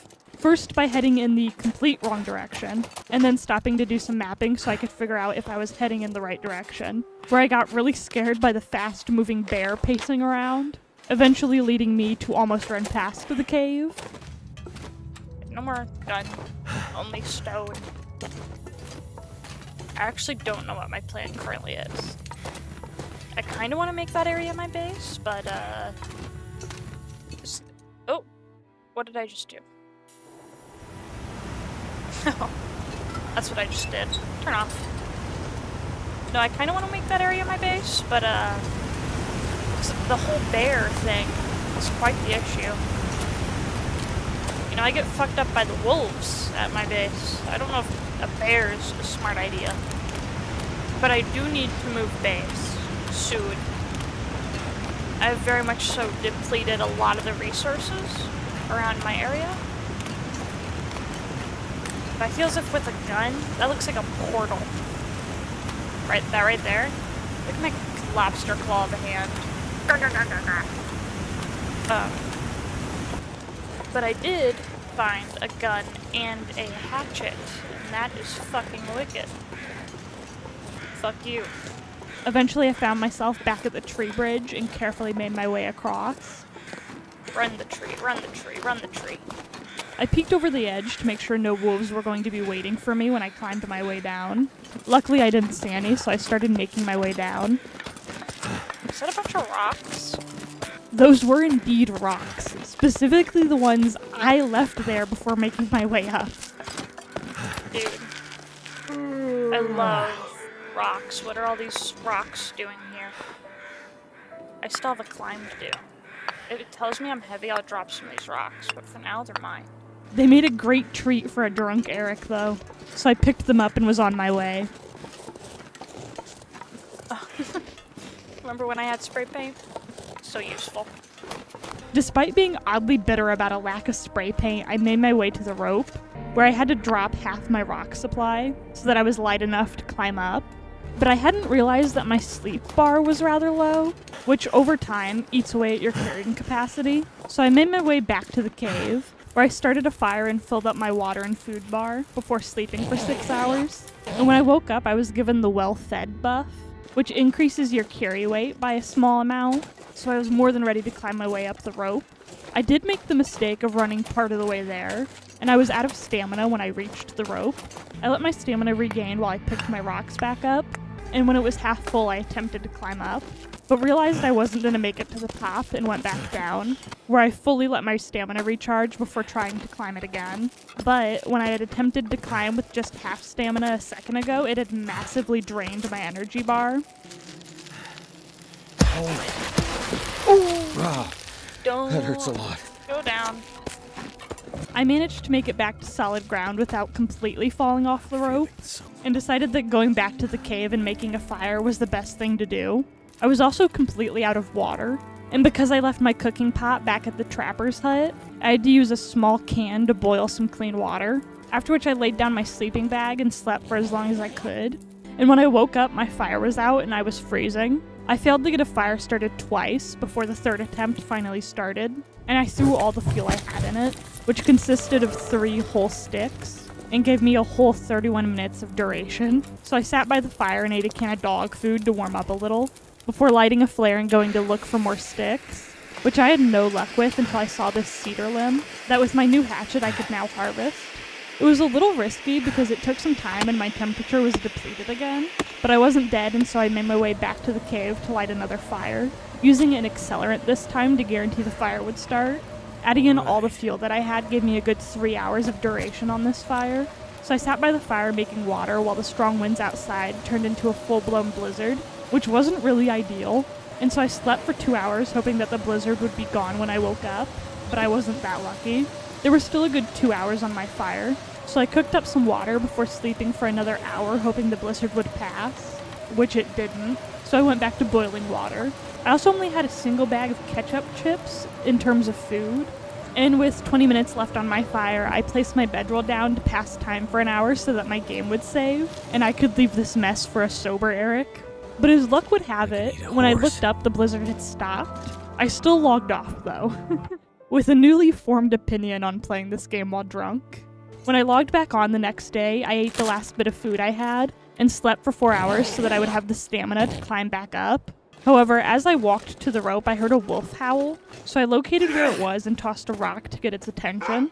I managed to land a shot right to the wolf's face. I still managed to get pounced on for my troubles, though, but after I wrested him off of me, it was only a matter of time before the wolf dropped dead, so I waited patiently for the sound of the wolf collapsing before going to collect my spoils, which got me to level 2 in carcass harvesting, and while my temperature was still good, I went ahead and collected some wood, during which I accidentally used all the fuel in my lantern and had to pop a flare. A blizzard started up again while I was making my way back to the cave. I wasn't too worried about it though. I had a nice amount of wood and was able to get 10 hours on the fire, and I had the wolf meat to cook for food, so everything was looking pretty good. I was pretty set on this being the last night I spent in this cave though, so I slept for an hour while the meat was cooking and ate it when I woke up, and I repeated that 3 times before properly going to sleep. And when I woke up, my energy bar was full and I was ready to get out of here. It felt like a huge waste to leave a 7-hour fire going, but it's not like I could get the fuel back. Well, that's... feels like a huge waste to leave this in 6 hours, but, I'm ready to get going. So I walked my way to the rope and started climbing. And finally, after what felt like forever, I was at the top of the rope. And to celebrate, I looted this Hope I dead can still body, eat this. which gave me sardines, boots, and a hunting knife, after which I made my way down the path and out of Milton Park. I collected a rabbit on my way out as a souvenir. The wind started to pick up as I was walking by the Orchid gas station, and my temperature was already lower than what I wanted it to be, so I decided to duck into the first house I saw and start a fire, after which I harvested and cooked the rabbit I caught. And after eating my rabbit snack, I slept for 2 hours and was ready to make the short journey back to base. There was a pack of wolves that I almost walked into while passing by the church, but I lit up a flare and continued on my way. I made it back to base with little issue and threw the flare to the back of the trailer because it was loud and annoying me. All of the pelts and guts that I had left out were cured, and I laid the new ones I had collected out to cure before picking up the ammunition I had sitting on the table, which was a solid 12 rounds. My next course of action was to repair some of my clothing and work on some inventory management. I also remembered to pick up another cooking pot because I had left mine at the trapper's cabin. This is also where I realized that I had an energy drink on me the whole time, and I could have just drank it to climb up the rope the first time and avoided having to stay down there for so long, but I didn't, so it is what it is. I refueled my lantern and picked up a full can of spray paint, after which I went outside and started up a fire, which is going to serve as my protection against this wolf, because he wouldn't come too close thanks to the fire, and I could take my time lining up a shot. Or at least that's what I thought would happen. But when I aimed at him, he turned pale and red, and I missed my shot, wasting a bullet.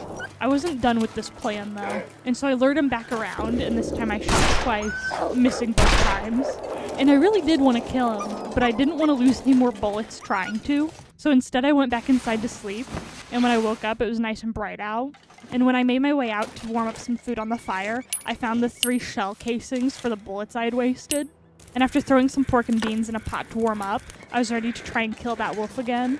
When the wolf aggroed this time, he took a strange approach and went to orbit around me for some reason, but I didn't really mind because it allowed me to land 2 clean shots and finally kill him. I collected about half the meat and left the rest of the carcass for later. Also, it's worth saying that I still hadn't remembered or stumbled across the stash of food I have in the medical cabinet right next to the door that I walk in and out of constantly. So I think I'm almost out of food.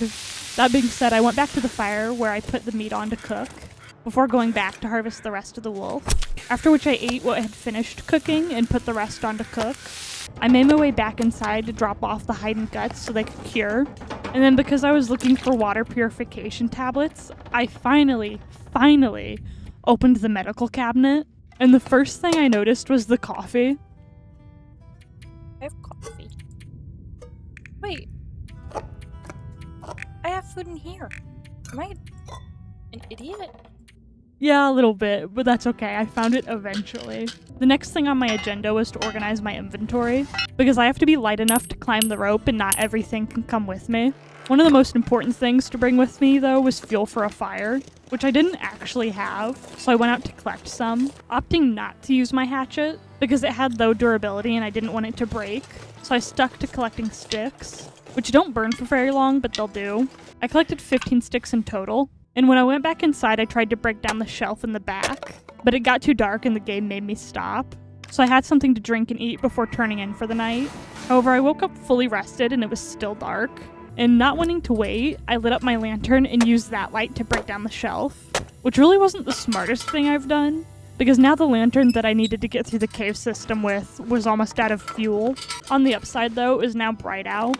I also had just a little bit of extra lantern fuel left and was able to fill it up to about half full. I nabbed 2 cans of tomato soup before making my way outside to start a fire to warm them up, along with a cup of coffee. After I was done with my oddly liquid-based breakfast, I went to the spot where I usually hunt rabbits, because I wasn't happy with my current food supply, which I think is just a constant in this game. However, that didn't change the fact that I wanted just a little bit more food for the journey back to the trapper's cabin. Knowing that, though, also doesn't change the fact that I have really bad aim. I did eventually manage to catch 2 rabbits, and as I walked back to base, I broke down branches for more sticks. And once there, I harvested both the rabbits I had caught. I was also a little concerned at how low my match count was, mostly because it had completely slipped my mind that I had left most of them at the other place, and I thought it was almost out. I still started up a fire so that I could cook the rabbit meat, eating the first 2 pieces but saving the third for later. And while the fire was still going, I decided to boil more water and make all the coffee I had on me. And by the time I had finished with all that, it was dark. Too heavy. So I made sure to pick up one of my pots, laid out the coffee on the workbench, and went to sleep. It was still dark when I woke up, which is a reoccurring theme. So I started up a fire and warmed up some coffee and soup, after which I took a torch and went inside to gather everything I wanted to bring with me to the other cabin, along with making sure my carry weight wasn't too high. And despite how long it took me to decide what to bring with me and what to leave, it was still dark out. So I passed an hour of time and the sun had finally come out by the end of it.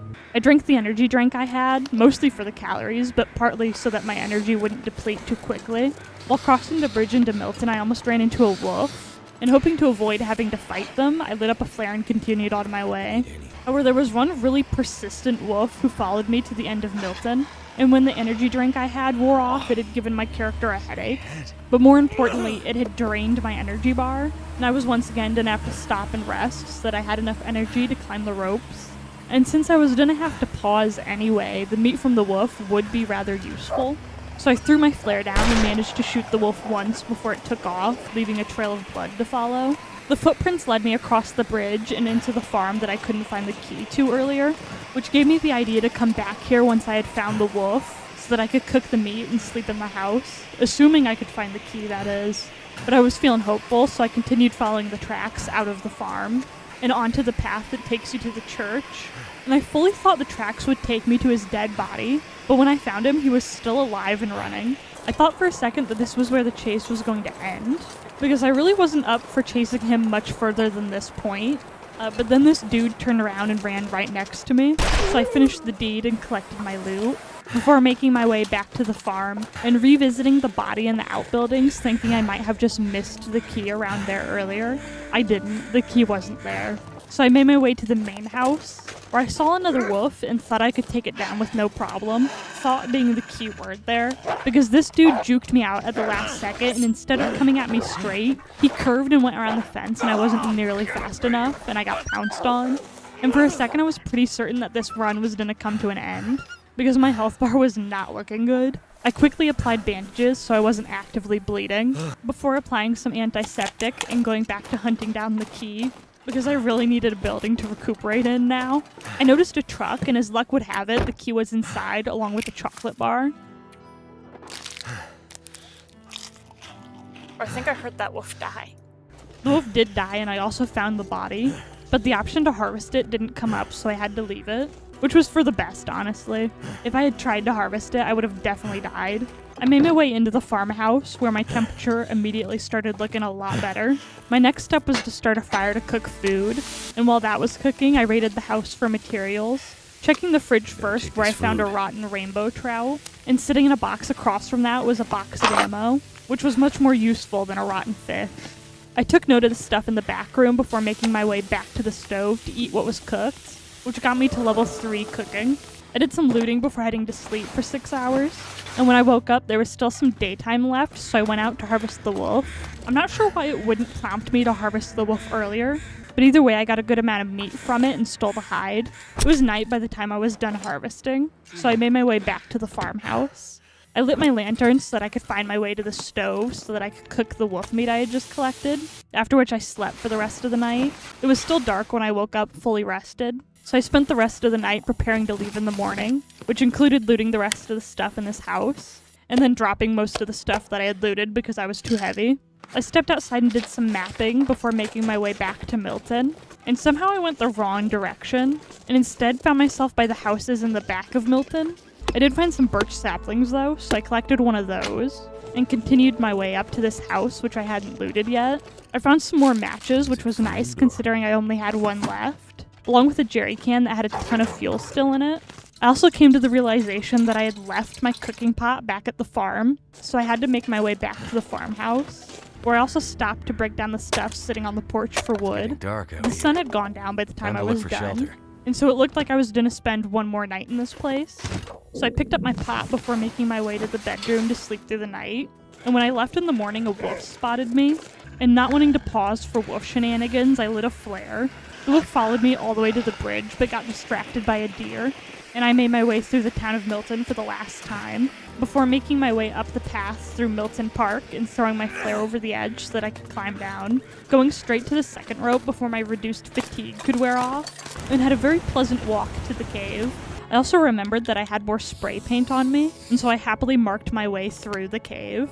I had no intentions of coming back through this cave, but I wasn't going to squander the opportunity to use spray paint. When I came across the exit, I flicked off my lantern and made my way into Mystery Lake. Bear is over there. Still around this area, not the biggest fan of that. But it is only just now peak daytime, so I have plenty of time to go exploring. Also, I sprained my wrist while walking along the mountain, which is always a jump scare. I applied a bandage and took pain meds before making my way into the trapper's cabin. What all did I leave here? Oh, I left matches here. I reclaimed possession of my things and collected all the stuff laying around, after which I left the cabin. Yeah, we can't stay here. That bear keeps making trips back and forth, and that's not happening. I'm gonna die to that bear, and I don't want that. I checked my map to look for anything interesting, and I spotted some birch saplings, so I made my way up the hill to collect a few of them. My goal was to find some sort of road or path or maybe even some power lines to follow. I did some mapping and noticed a weird blob on the page, and so that's the way I went, leaving markers on trees in case I needed to find my way back. I came across a new location called the Deadfall area, where there was also a dilapidated building which wasn't going to cut it as a base, but it did have some decent loot that I was happy to take. My energy was also drained, so I started up a fire and took 2 one-hour naps, after which I took a torch and went on my way, pausing briefly for a quick water and food break. It was foggy now, and I could hear wolves howling on occasion, which I wasn't too thrilled about. I continued forward, though, leaving markers along the way, when I noticed something that looked like it could be a building, and as I got closer I noticed some power lines. So even if I wasn't heading towards a building, there was definitely one close. What I had thought could have been a building from afar was actually a train cart with lumber in it, otherwise a location known as the rail tunnel. And while it wasn't a building, the tunnel did block the wind. It also left Mystery Lake, which wasn't what I wanted to do. So instead I set up a fire and placed down my sleeping bag before sleeping for 4 hours. It was dark when I woke up, but there was still an hour left on my fire, so I used the time to boil water and cooked up some tea.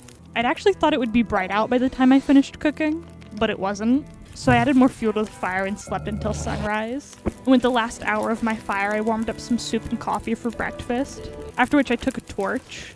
And when I went to extinguish it, I accidentally left Mystery Lake and found myself in the forlorn muskeg region.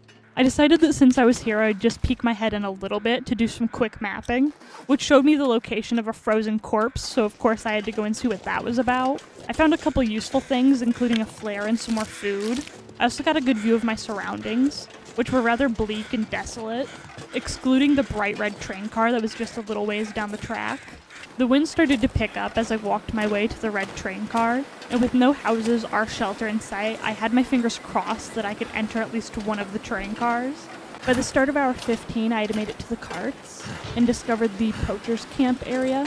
After doing some quick mapping, which revealed nothing, I made my way into the cart and found a ludicrous amount of good loot, which included a memento cache location. I started up a fire and put some soup on to cook, after which I read until my fire went out. And because my temperature wasn't dropping too fast, I looted what was left around the train cars. I also crossed to the ice to see what these birds were flying over, but it was just a deer carcass and I wasn't in need of that. Whoop. No, thank you. No, thank you. And apparently almost falling through the ice once wasn't enough for me, because I still made my way to a different murder of crows to see what they were squawking about. And after realizing it was just another deer, I fell through the ice. So I started walking my way back to the train car, which was a very slow process, but I eventually made it back and started a fire. And after taking a 5-hour rest, I decided that this place sucks. I woke up warm, but it was still getting dark, and I didn't have enough wood to burn through the night. So I stored my heavy stuff and went to collect firewood. My fire had burnt out by the time I was done, so I had to start up a new one, but I was confident that it would last the night. So after eating more soup, I went to sleep, waking up in intervals throughout the night to add more fuel to the fire, and to pick up the heavy stuff I had stored before I could forget, eventually waking up to the sunrise. I warmed up a cup of coffee, after which I started the walk back to Mystery Lake, and left the forlorn muskeg region. I decided to follow the train tracks, which didn't look all that hopeful because there weren't any buildings in sight. Oh, do you think this is where I might know where I am. What I was trying to say was that this might be the track that leads to the red train cars, the one I had seen before entering the cave, also the one that's super close to the cabin that I really liked. Oh, I think I see something. I know exactly where I am. This should be the little hut by the lake with all the fishing houses on it. It was the little cabin with all the fishing houses by it, and I was beyond excited to have found this area again. I went into the cabin, otherwise known as the camp office. I also found a whetstone by the workbench, which was a great find, and meant that I could now repair my tools. I did a little bit more looting, taking note of the really cool paw print rug, before stepping out to map the area around the cabin, so that if I got lost, I could find it again. And after looting the rest of the first floor, I dropped the stuff from my inventory to start organizing my excess resources. Also, I found a couple of recycled cans on the floor, which started a new obsession and what will be a glorious collection. Also, I misclicked and opened up the skills menu instead of my inventory, This is where I found out that reading books and bettering skills actually gives some pretty awesome perks. Either way, though, I went back to organizing my loot, pausing to start a fire and cook some food, before continuing organization. While I was setting my birch saplings out to cure, I took a peek at the crafting table, and decided that with all the fishing holes nearby, a lure might be useful. My organization downstairs was done, and so I made my way upstairs, stopping to say hello to my new roommate, who rudely had nothing to give me. I looted what the upstairs had to offer, before making my way downstairs to spend the rest of the day researching, managing to get 2 hours of research done in my small arms handbook, before making my way to bed and sleeping for as long as possible. It was still dark when I woke up, so I lit my lantern and went downstairs to start a fire, which I sat in front of to do more research while I waited for the sun to come up. It had only taken 1 hour for the sun to come up, but there was also only 1 hour left to research on my book, so I went ahead and finished that really quick, which got me to level 2 in my revolver firearms skill. I ate and drank what was left of my food and water, and so I figured it was time for some more exploring, starting with checking out what the fishing huts had to offer. The first one I looked at had a nice amount of matches and some ketchup chips to offer, along with a box of moldy crackers that I almost missed. I heard a wolf howl as I left the first hut, which worked out great because I wanted the meat and the pelt, so I went to the fishing hut closest to where the wolf was, which also conveniently had a door, so I quickly looted it, finding a book about fishing and some more revolver ammo before heading out to hunt the wolf. I threw a rock to get his attention before pulling out my gun. It took 2 bullets, but I managed to kill the wolf without getting pounced on. And after harvesting all the meat, I tried starting a fire in the hut, but it failed the first time and I had to collect some cattails for tinder.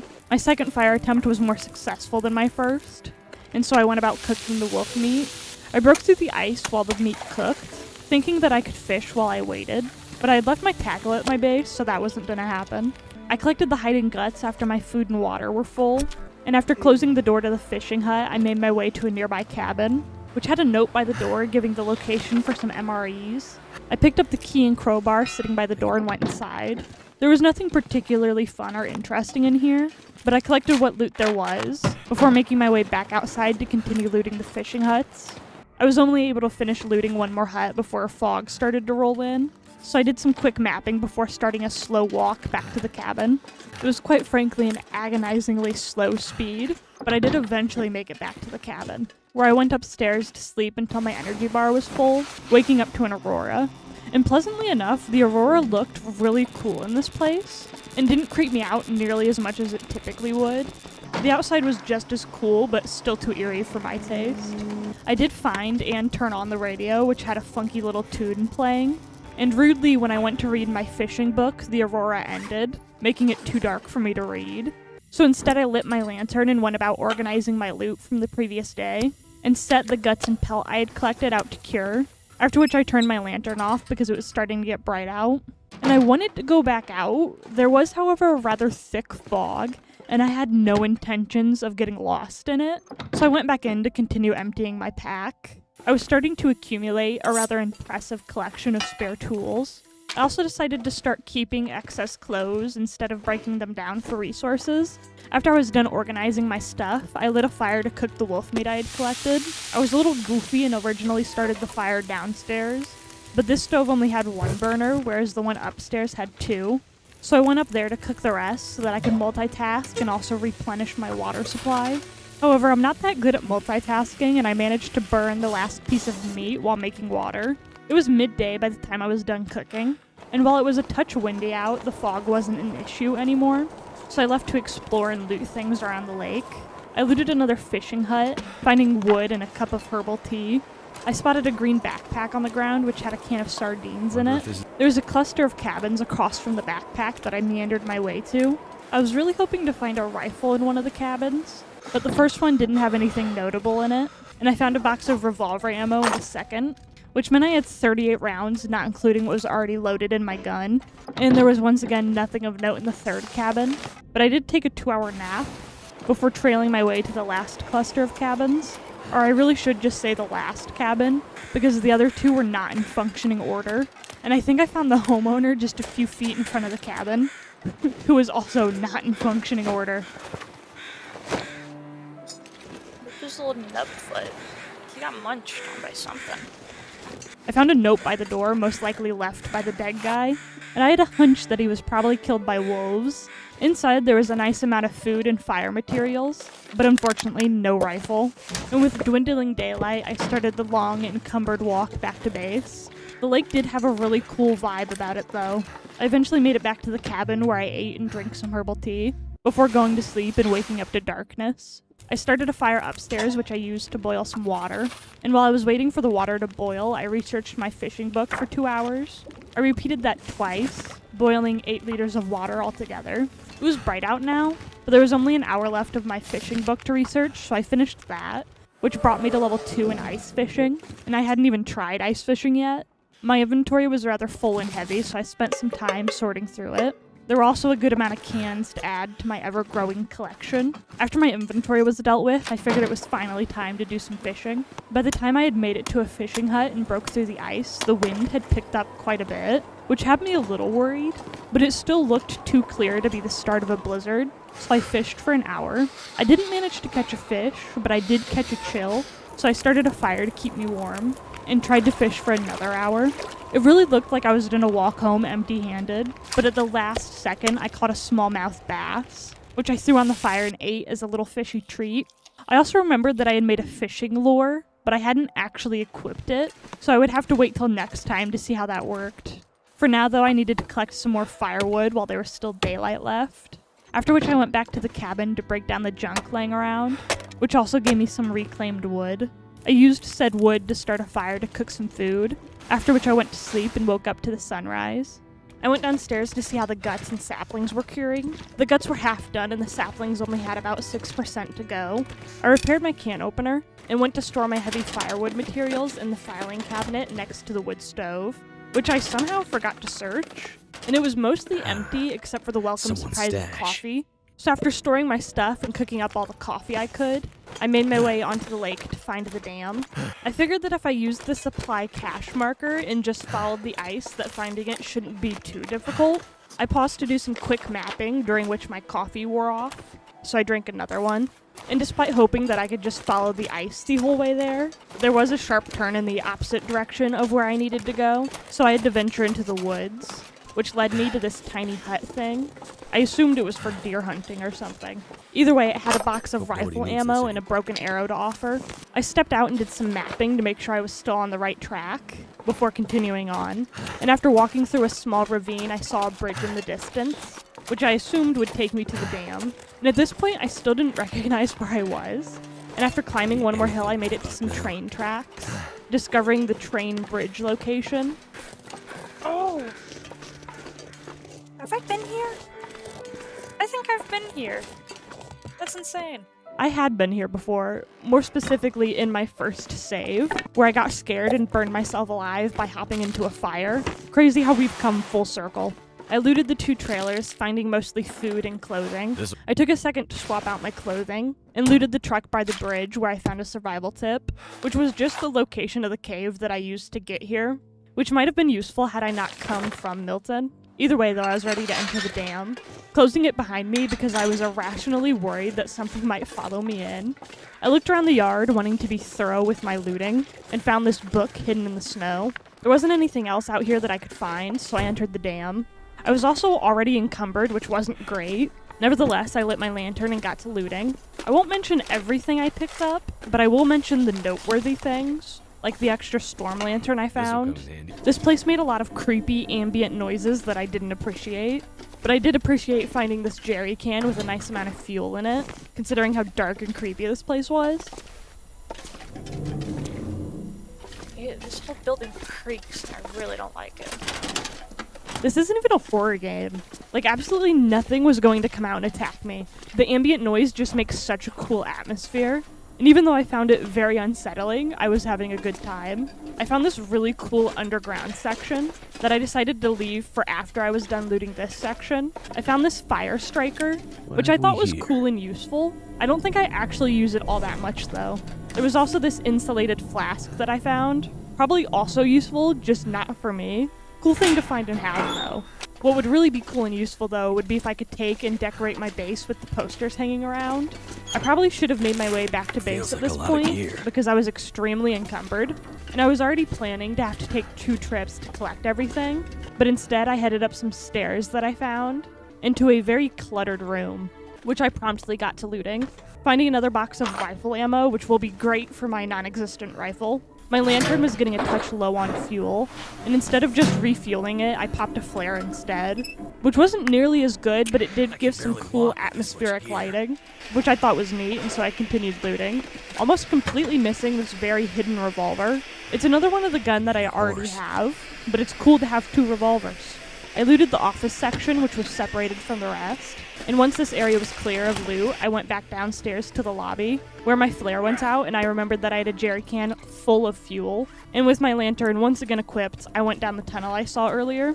I walked down the long and eerie hallway to find a big open room with a fire barrel in it, which I made a fire in to cook some food. After eating, I slept until I was well rested. Hey. What's the noises? What's with the noises? I'm not fucking with that. I was thoroughly unsettled, and so I researched all of my gunsmithing book. There was still more to explore, but my inventory was way too full to keep going, and so I tried leaving through these very deceiving exit doors, because despite saying exit on them, you couldn't actually use them. So I had to walk back through the tunnel to leave. I used some spray paint to mark where had and hadn't been looted, before taking my leave and starting to walk back to base. What are those saplings down there? I'm gonna have to take a slight detour. Don't break a leg, don't break a leg, don't break a leg. Oh, we're fine. After passing under the bridge and meandering my way to the saplings, I was happy to see that they were maple saplings, which moved me one step closer to crafting a bow. And while I was trying to get back on track, I spotted a very peculiar looking plant, which took forever to harvest. And it was very ugly, and I wasn't impressed. So I went back onto the path and continued on my way. It started snowing on my way back, and while I was worried about getting caught in a blizzard, it was also very pretty. Eventually I could see my cabin, and then I slowly couldn't see my cabin as a full-blown blizzard kicked off. I already knew the direction to walk in though, so I was able to get inside without issue. Once inside, I dropped both of the maple saplings I had collected so that they could start the curing process. And at this point, my birch saplings had finished their curing process, so I moved them and filled up my water and food bars before going about emptying my very heavy inventory. I was still sorting my inventory into hour 18, which was fine because with a blizzard going on, there wasn't much else to do. I also finally made the decision to drop my heavy hammer. I'd been carrying it since I found it, but I hadn't actually been using it. I really briefly considered dropping some of my revolver ammo. I have a feeling if I drop any of these, I'm gonna forget I have them. So I don't think I'm gonna do that. But I thought better of it. There was still a good amount of daylight left by the time I was done organizing, so I researched all but 1 hour of the shooting guide I had before going to sleep and waking up in the early morning. I tried to cook dog food on the fire, but that didn't work, and I didn't have anything else that needed to be heated up on a fire, so instead I researched the last hour of my shooting guide book. I was technically prepared to go back to the dam, but I didn't really feel like doing that at the moment, so instead I planned on going fishing, taking a brief moment to appreciate how satisfying it is to see my abundance of loot laid out, after which I went to the fishing hut closest to the cabin. I even remembered to use my lure, almost immediately catching a very charming looking fish.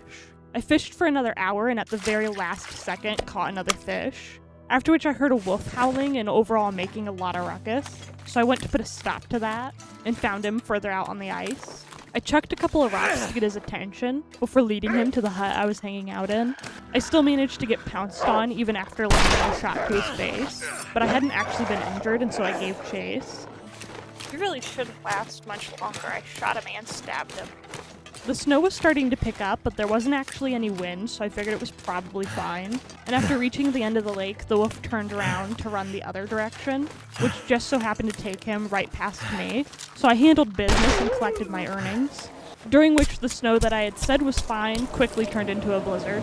So I ran in the direction that I thought the fishing hut was, and instead found a new location entirely. I found the edge of the lake and followed that until I saw a building that I promptly ran into. Okay.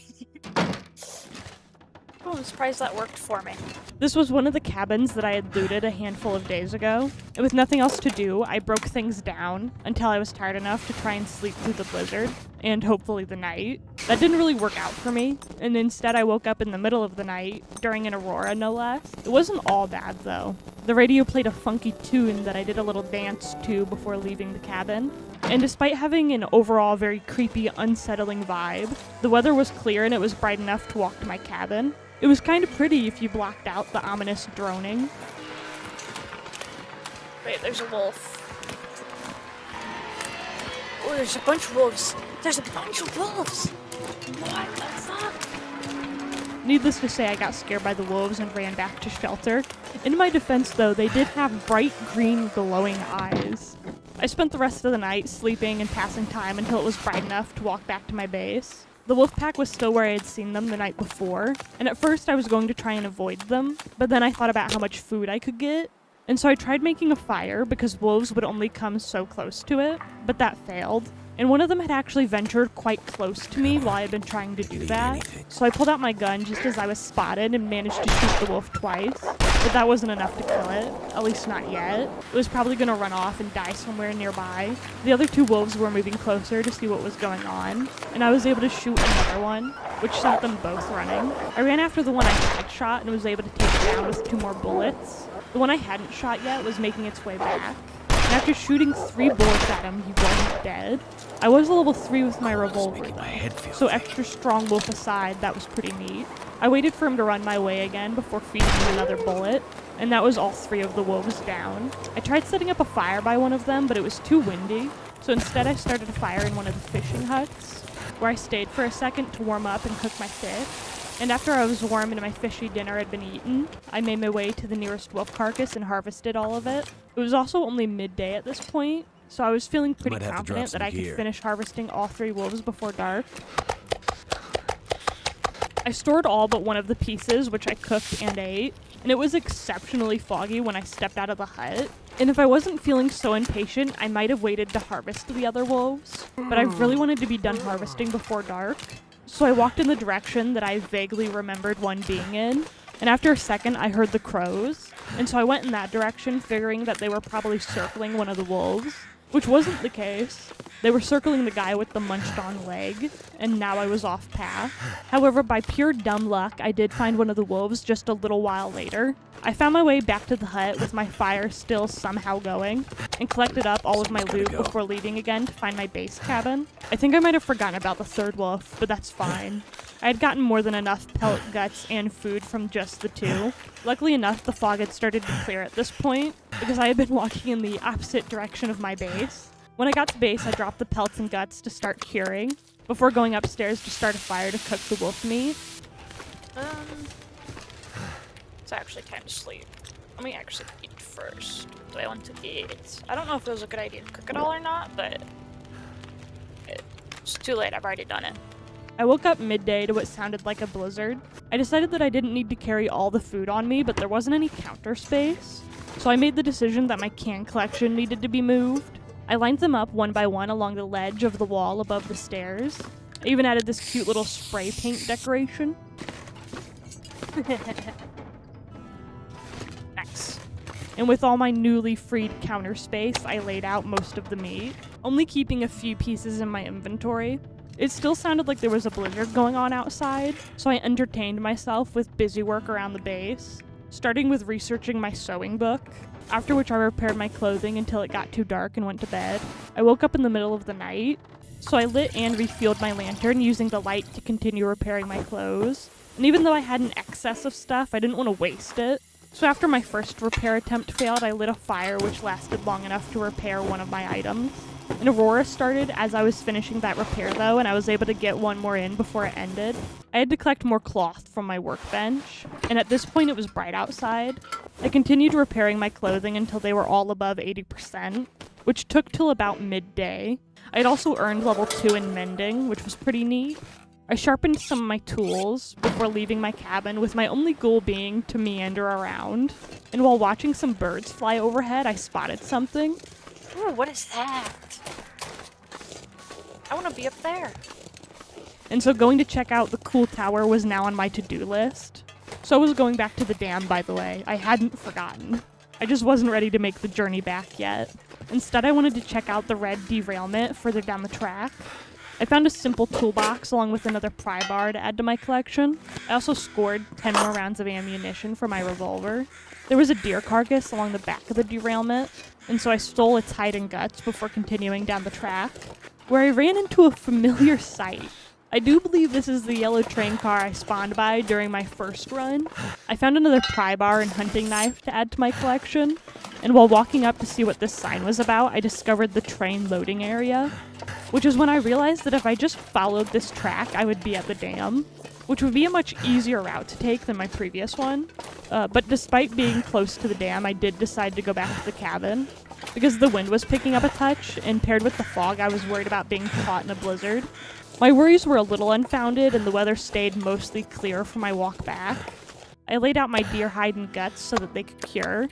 I also peeked at my journal to see my stats, and learned that I had survived for 30 days, which felt like a cool accomplishment. After checking my stats, I slept until I was fully rested, which had me waking up in the middle of the night, but that was fine. And I decided to spend the rest of the night preparing my inventory for the trip back to the dam. And by the time I was done preparing all my things, it was bright out. The weather outside wasn't great, but the visibility wasn't too bad, so I hopped onto the tracks and was at least going to try and make it there. And I made it just a little past the red derailment area before a full blizzard set in, and I made the decision that today just wasn't a dam kind of day. I got lost for a solid second before I spotted the power lines that go to my cabin. It's not a going outside kind of day then. I guess it's a read my books kind of day. And so I researched my books until it got dark out, getting to level 3 in carcass harvesting. I slept until I was fully rested, and when I woke up, I researched my cooking book until it was bright out. I also got an achievement for keeping my food above 0 for 10 days. I picked up the last of my wolf meat and refueled my lantern before heading out the door. It was snowing out, but it was a pleasant kind of snow, not the kill you kind of snow. And it was nothing more than a pleasant drizzle by the time I walked past the derailment. There was a whole gaggle of wolves hanging out by the yellow train car, though, so I readied a flare and did my best to go around them, trying not to break my ankles along the way, which somehow worked and I walked by with no issues. I walked past the train bridge and straight into the dam. Now, you know what you're probably meant to do? It's probably easier to explore this place during a, stop being loud. During a, what do you call it? One of the nights where the lights are on?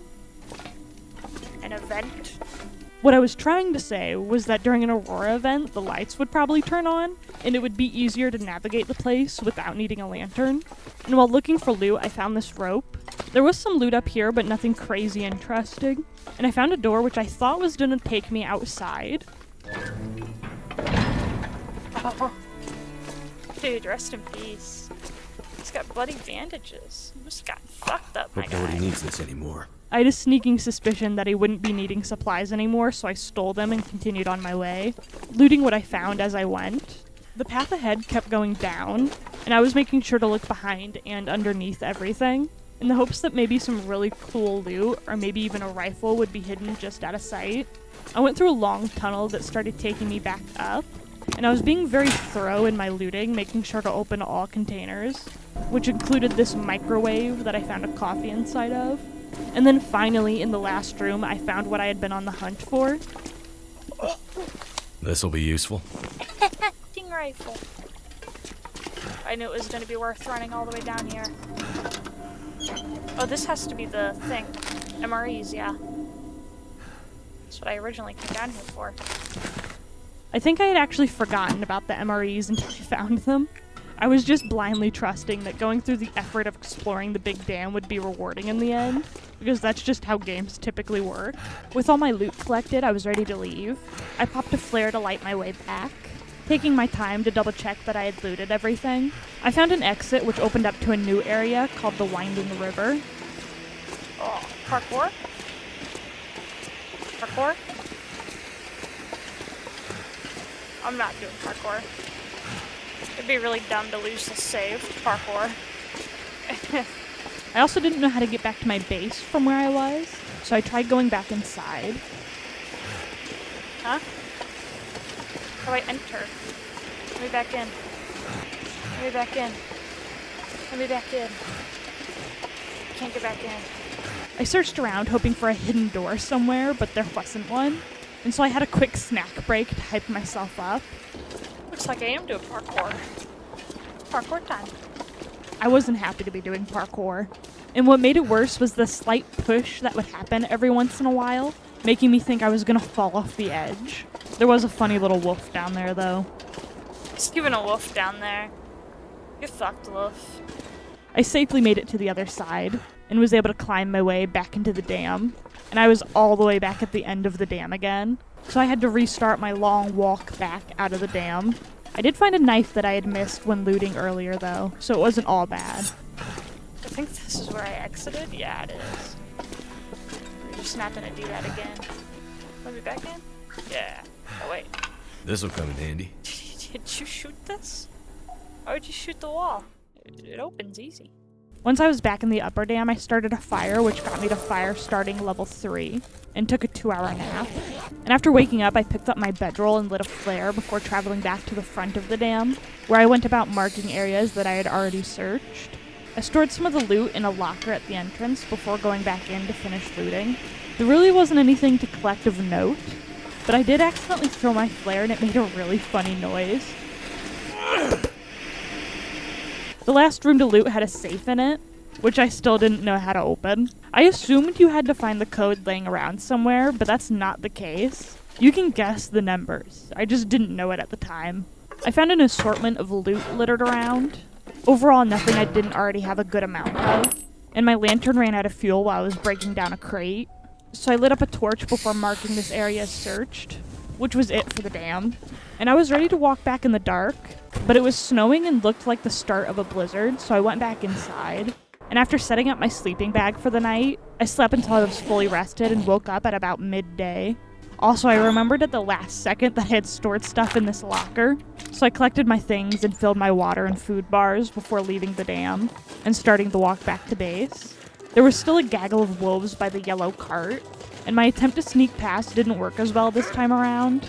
And for whatever reason, I lit a marine flare, which doesn't last nearly as long as the red ones. So a little ways past the yellow cart, I tossed it and shot at the wolf so it would leave me be. I marked the path back to base with spray paint. I would say I did it so that I could find my way back in case there was a blizzard, but I really did it because I just wanted an excuse to use more spray paint. And after making my way back into the cabin, it was time to organize my stuff.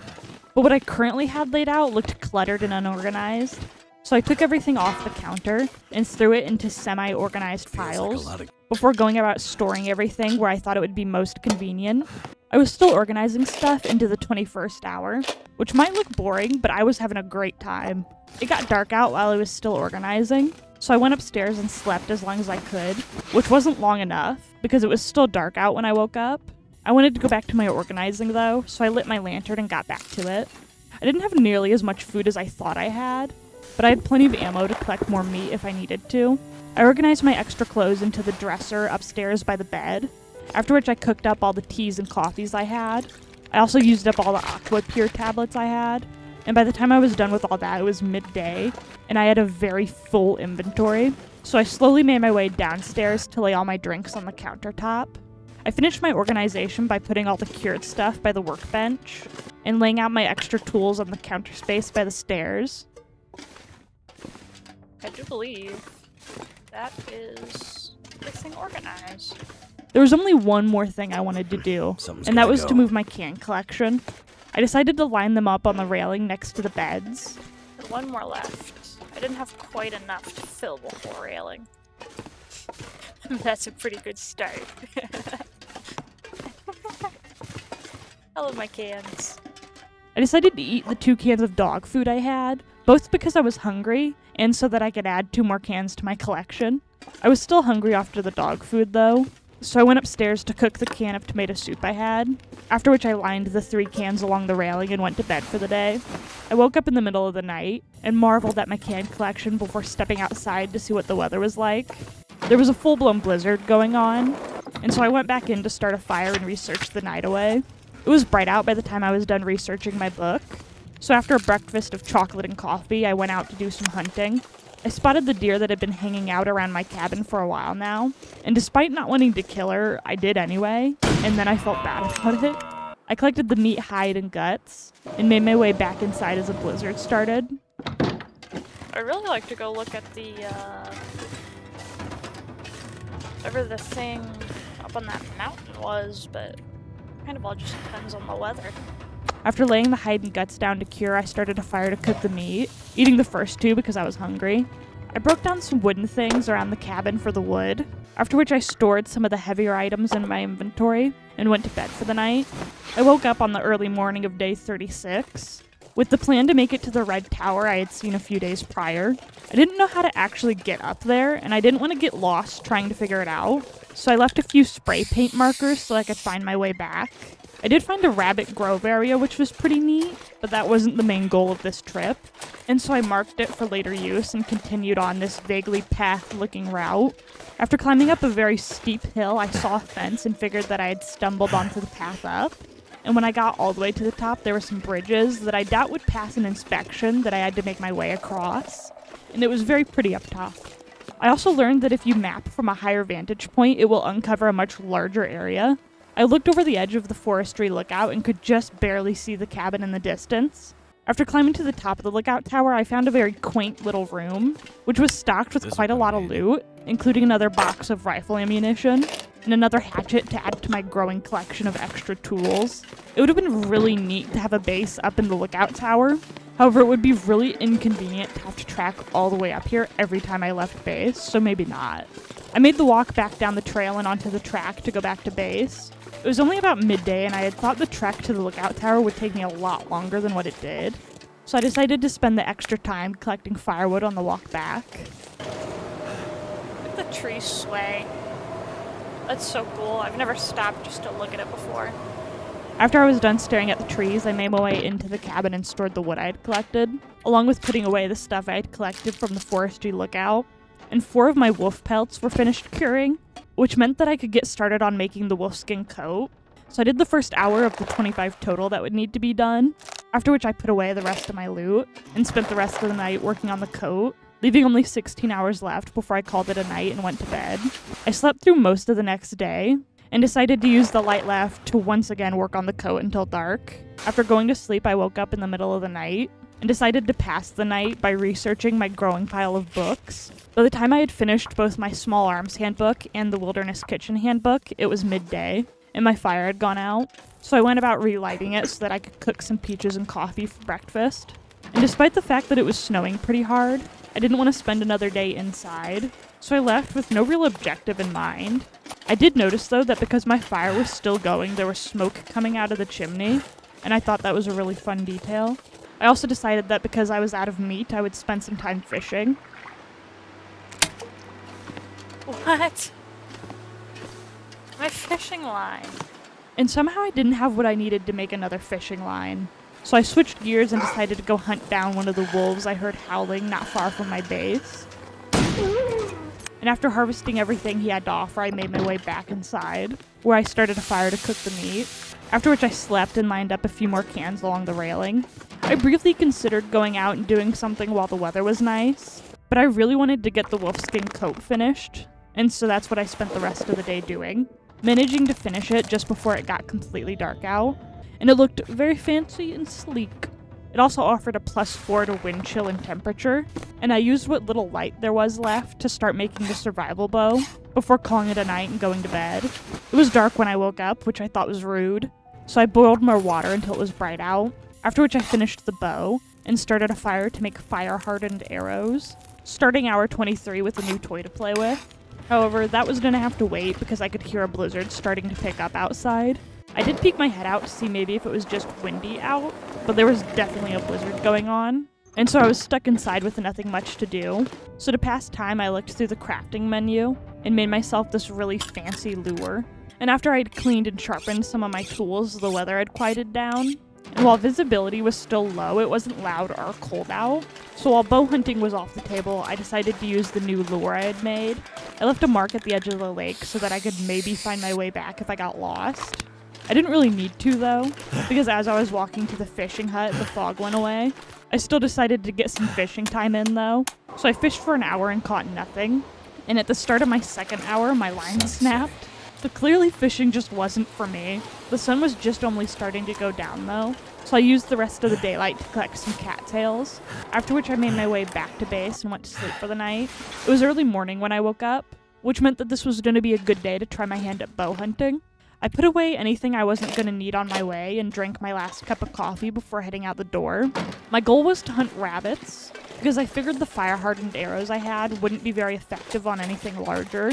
There was a wolf blocking the path to the rabbit clearing I was trying to get to, so I lured him closer to my base to shoot him.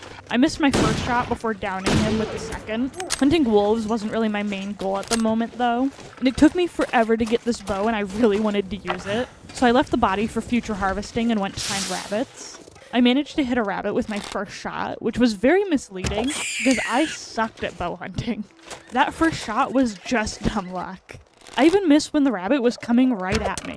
I had the habit of aiming just a little too high, but I was very determined to get at least one more. And after many more attempts and breaking one of my arrows, I managed to hit a second one.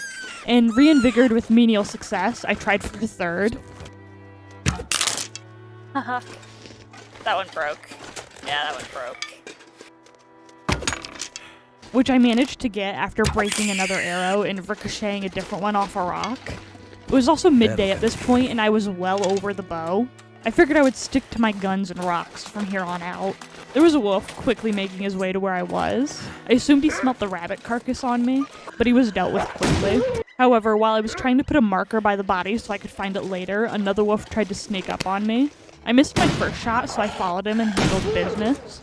It took less than half the time I spent trying to get one rabbit to kill two wolves, which give quite a lot more meat than rabbits do also.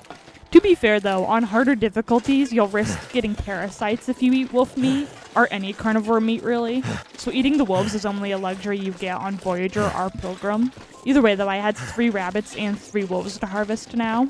So I went indoors and ate an MRE before dropping the rabbit and going back out to harvest the wolves. I harvested all the meat, hide, and guts from the wolves, after which I was walking very slowly. And after very slowly making my way back into base, I collected my rabbits and made my way upstairs. I dropped the rabbits and meat in front of the stove before collecting plenty of firewood from downstairs, after which I started a fire to cook everything on. I harvested the rabbits in between cooking slabs of meat, and by the time it was all cooked, it was night out and I went to bed. Also, for some reason, the last clip I recorded sounds really weird, so sorry about that. I have 1 more hour, and then I'll have played this game for 24 hours. And with all this new food I've acquired, I have a plan. There's actually still 12 minutes in hour 23. I was a little ahead of myself. But either way, I had a plan and that required me to do a little bit of prep, which included dropping off some of the food I had. What is the weather like? Is it just snowing? Or windy? Oh no, it's a blizzard. That's a blizzard. The blizzard was definitely a bit of a wrench in my plans, so I did a quick check to make sure I had everything I wanted, which included putting away the bow, grabbing a full can of spray paint, and refueling my lantern. And by the time I was done with all that, the blizzard had finally stopped. It wasn't exactly clear weather, but I was okay with that. And I went back in to look at my can collection one more time. Like, it's a shame I never got to finish it. I needed, like, probably 8 more cans. Finish my little can line. And then I was off to venture into the forlorn muskeg for the next hour, where the only end goal of the trip was to die. And so hour 24 started on the trek to forlorn muskeg, because it looked like a real death trap last time, so I figured there was no better time to explore it. I was also really curious to see what my end stats would look like. Plus, I wanted to find one more cool thing to explore before the end of my run. I climbed to the top of this hill after entering the muskeg, where I did some mapping and decided that going to collect this memento cache would be a good place to start. I saw a bear, which wasn't my favorite thing ever, so I decided to pull out my rifle and stick to walking on the tracks. I did some mapping by the train car, which was pretty pointless seeing as I had already mapped this area. I set up a fire and slept in short increments until my energy bar was half full, after which I took a torch and continued forward. And onward we go. I'll rest more once I find somewhere like a building. It's worth mentioning that I had forgotten that one of the train carts was open and that I could go into it. I also almost walked into a bear, and in my effort to go around and avoid it, I fell through the ice. Oop, not what I want, not what I want. No. Okay. So goddamn freezing. That's unfortunate. That's real unfortunate. I went back to my luckily still burning fire, where I cooked up one of my herbal teas so that I could get the warming up bonus, after which I was once again on my way to find that memento cache at the end of the tracks. I was keeping my eye out for any buildings, but I just wasn't seeing any. Further down the track, a wolf aggroed and I shot at him so he'd run off. I made it to the end of the tracks and found a logging train, which I moved past to set up a fire by what I assumed would be the entrance to another region, and slept until just about midday. After which I took a torch and traveled into the Broken Railroad region.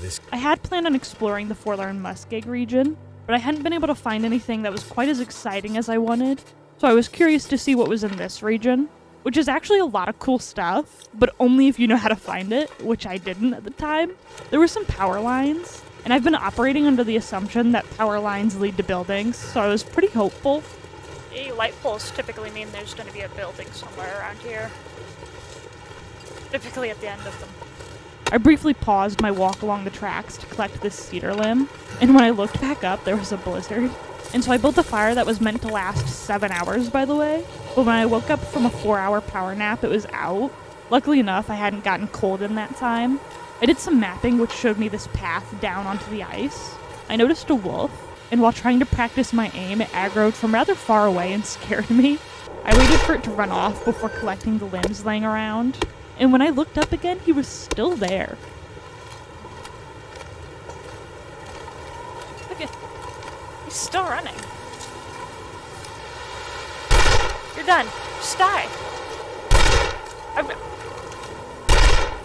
Just die. Okay, whatever. Idiot. I followed the ice to absolutely nothing. Well, not nothing.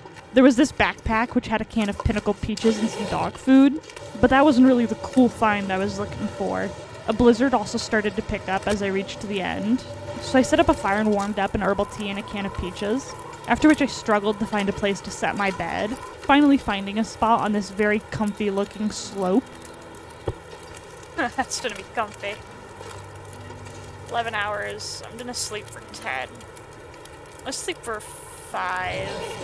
Luckily enough, I hadn't died, and I set up another fire on the other side of the ice so that I could be protected from the wind, after which I placed my bed again and only risked sleeping for an hour this time. 1 hour of sleep. My fire's out again. I hear it. My fire! Whatever. I'm fucking warm now. It doesn't even matter. I was a little bitter that my fires kept going out. I was, however, warm, so I lit my lantern and used the light to collect another tree limb, after which I found a spot blocked from the wind to start a fire. The blizzard had started to come to an end at this point, so my hopes were high that the fire wouldn't go out. I'm going to bed for an hour. My fire better still be here when I wake up. Genuinely. That crackle better stay in my ear. It's still there. Still there. My fire's still there. Yes. With the blizzard finally over, my fire did last my hour nap, and so I slept in small increments throughout the night until it was bright out, and I was determined to find my last epic adventure I had come out here for, so I decided to head back to the Forlorn Muskeg, because I was having no luck navigating the Broken Railroad region. I climbed onto a tall rock to map the area, which is when I remembered that I had come this far down the tracks to pick up the memento cache. I placed a marker by the logging train, which let me know that I wasn't as close to the memento cache as I thought I had been. I was closer than I had thought I was, though, because it didn't take much walking to start hearing the crows, which I assumed were by the cache. I found a body with a bone next to it, which I thought was a cruel joke, because as we've established, I already made a bow, and I didn't enjoy using it. I was in denial about this being the loot I came here searching for, so I placed another marker, which did show me right on top of the cache. But then I thought that it was probably on top of the rock bridge I was under. So I made my way up there to find nothing. The bow was definitely the memento cache. Can you actually shoot these guys? Did I? No. Oh, wait! There's something. This is what I've been holding out for. I almost threw myself off the edge of that cliff. I'm gonna go see what this is. And so with a new goal, I continued on. There was thin ice in between where I wanted to be and where I currently was. And so I traversed along the edge of the ice, figuring that the white parts of ice were the thicker areas. And it was a good guess, even if I was wrong and fell through the ice. My stats weren't looking great at this point, but I was determined to check out the building I had seen. So I was a bit more careful and tried finding snow patches that were a little closer together so that I wouldn't fall through again. I don't even want to see that anymore, because that's definitely just broken. I want to see that farm. After walking around for a second, I found a straight path to the dock, where I made my way onto the old Spence family homestead. I found a building that looked intact enough to satisfy my want to loot one more cool place. There was a workbench in this place, along with a ton of coal in the first forge I had managed to find. I couldn't actually check out the crafting menu of the forge without starting a fire though, which I really didn't feel like doing. I found some quality tools and another knife, and while checking out this cool loft area, I found a note. Finding notes in this game is always a treat. I think it's a really cool storytelling narrative, and it reminds me of the Explorer notes from Ark.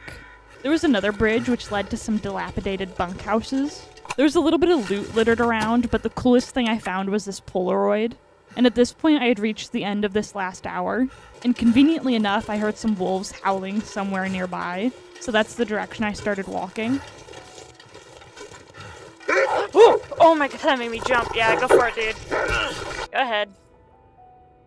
Nah, it's all yours. You just take a bite. Nah. Come on. Come on. Yeah, there we go. That was fun. Survived 44 days, 53 locations discovered, 19% of the world. I was half convinced that I'd spent more hours rested than I had awake. I felt like I was constantly sleeping. Mostly hours indoors. By like more than double. Bow shots taken. Those 23 were to kill the 3 rabbits. That's insane. Wildlife bow hits. I only killed 3 rabbits with that bow. What did I hit 5 times? Mysterious bow hits aside, that was it for these 24 hours. This has genuinely become one of my go-to games to play, and I've played a lot of it since recording this video, which I guess wouldn't really be that hard to do, considering the fact that I had this recorded since the first 2 weeks of January this year. But how long it took me to get around to finishing this video aside, that'll be it for this video. I hope you enjoyed watching. If you did enjoy watching, maybe consider subscribing. I'll see you in the next one. Goodbye.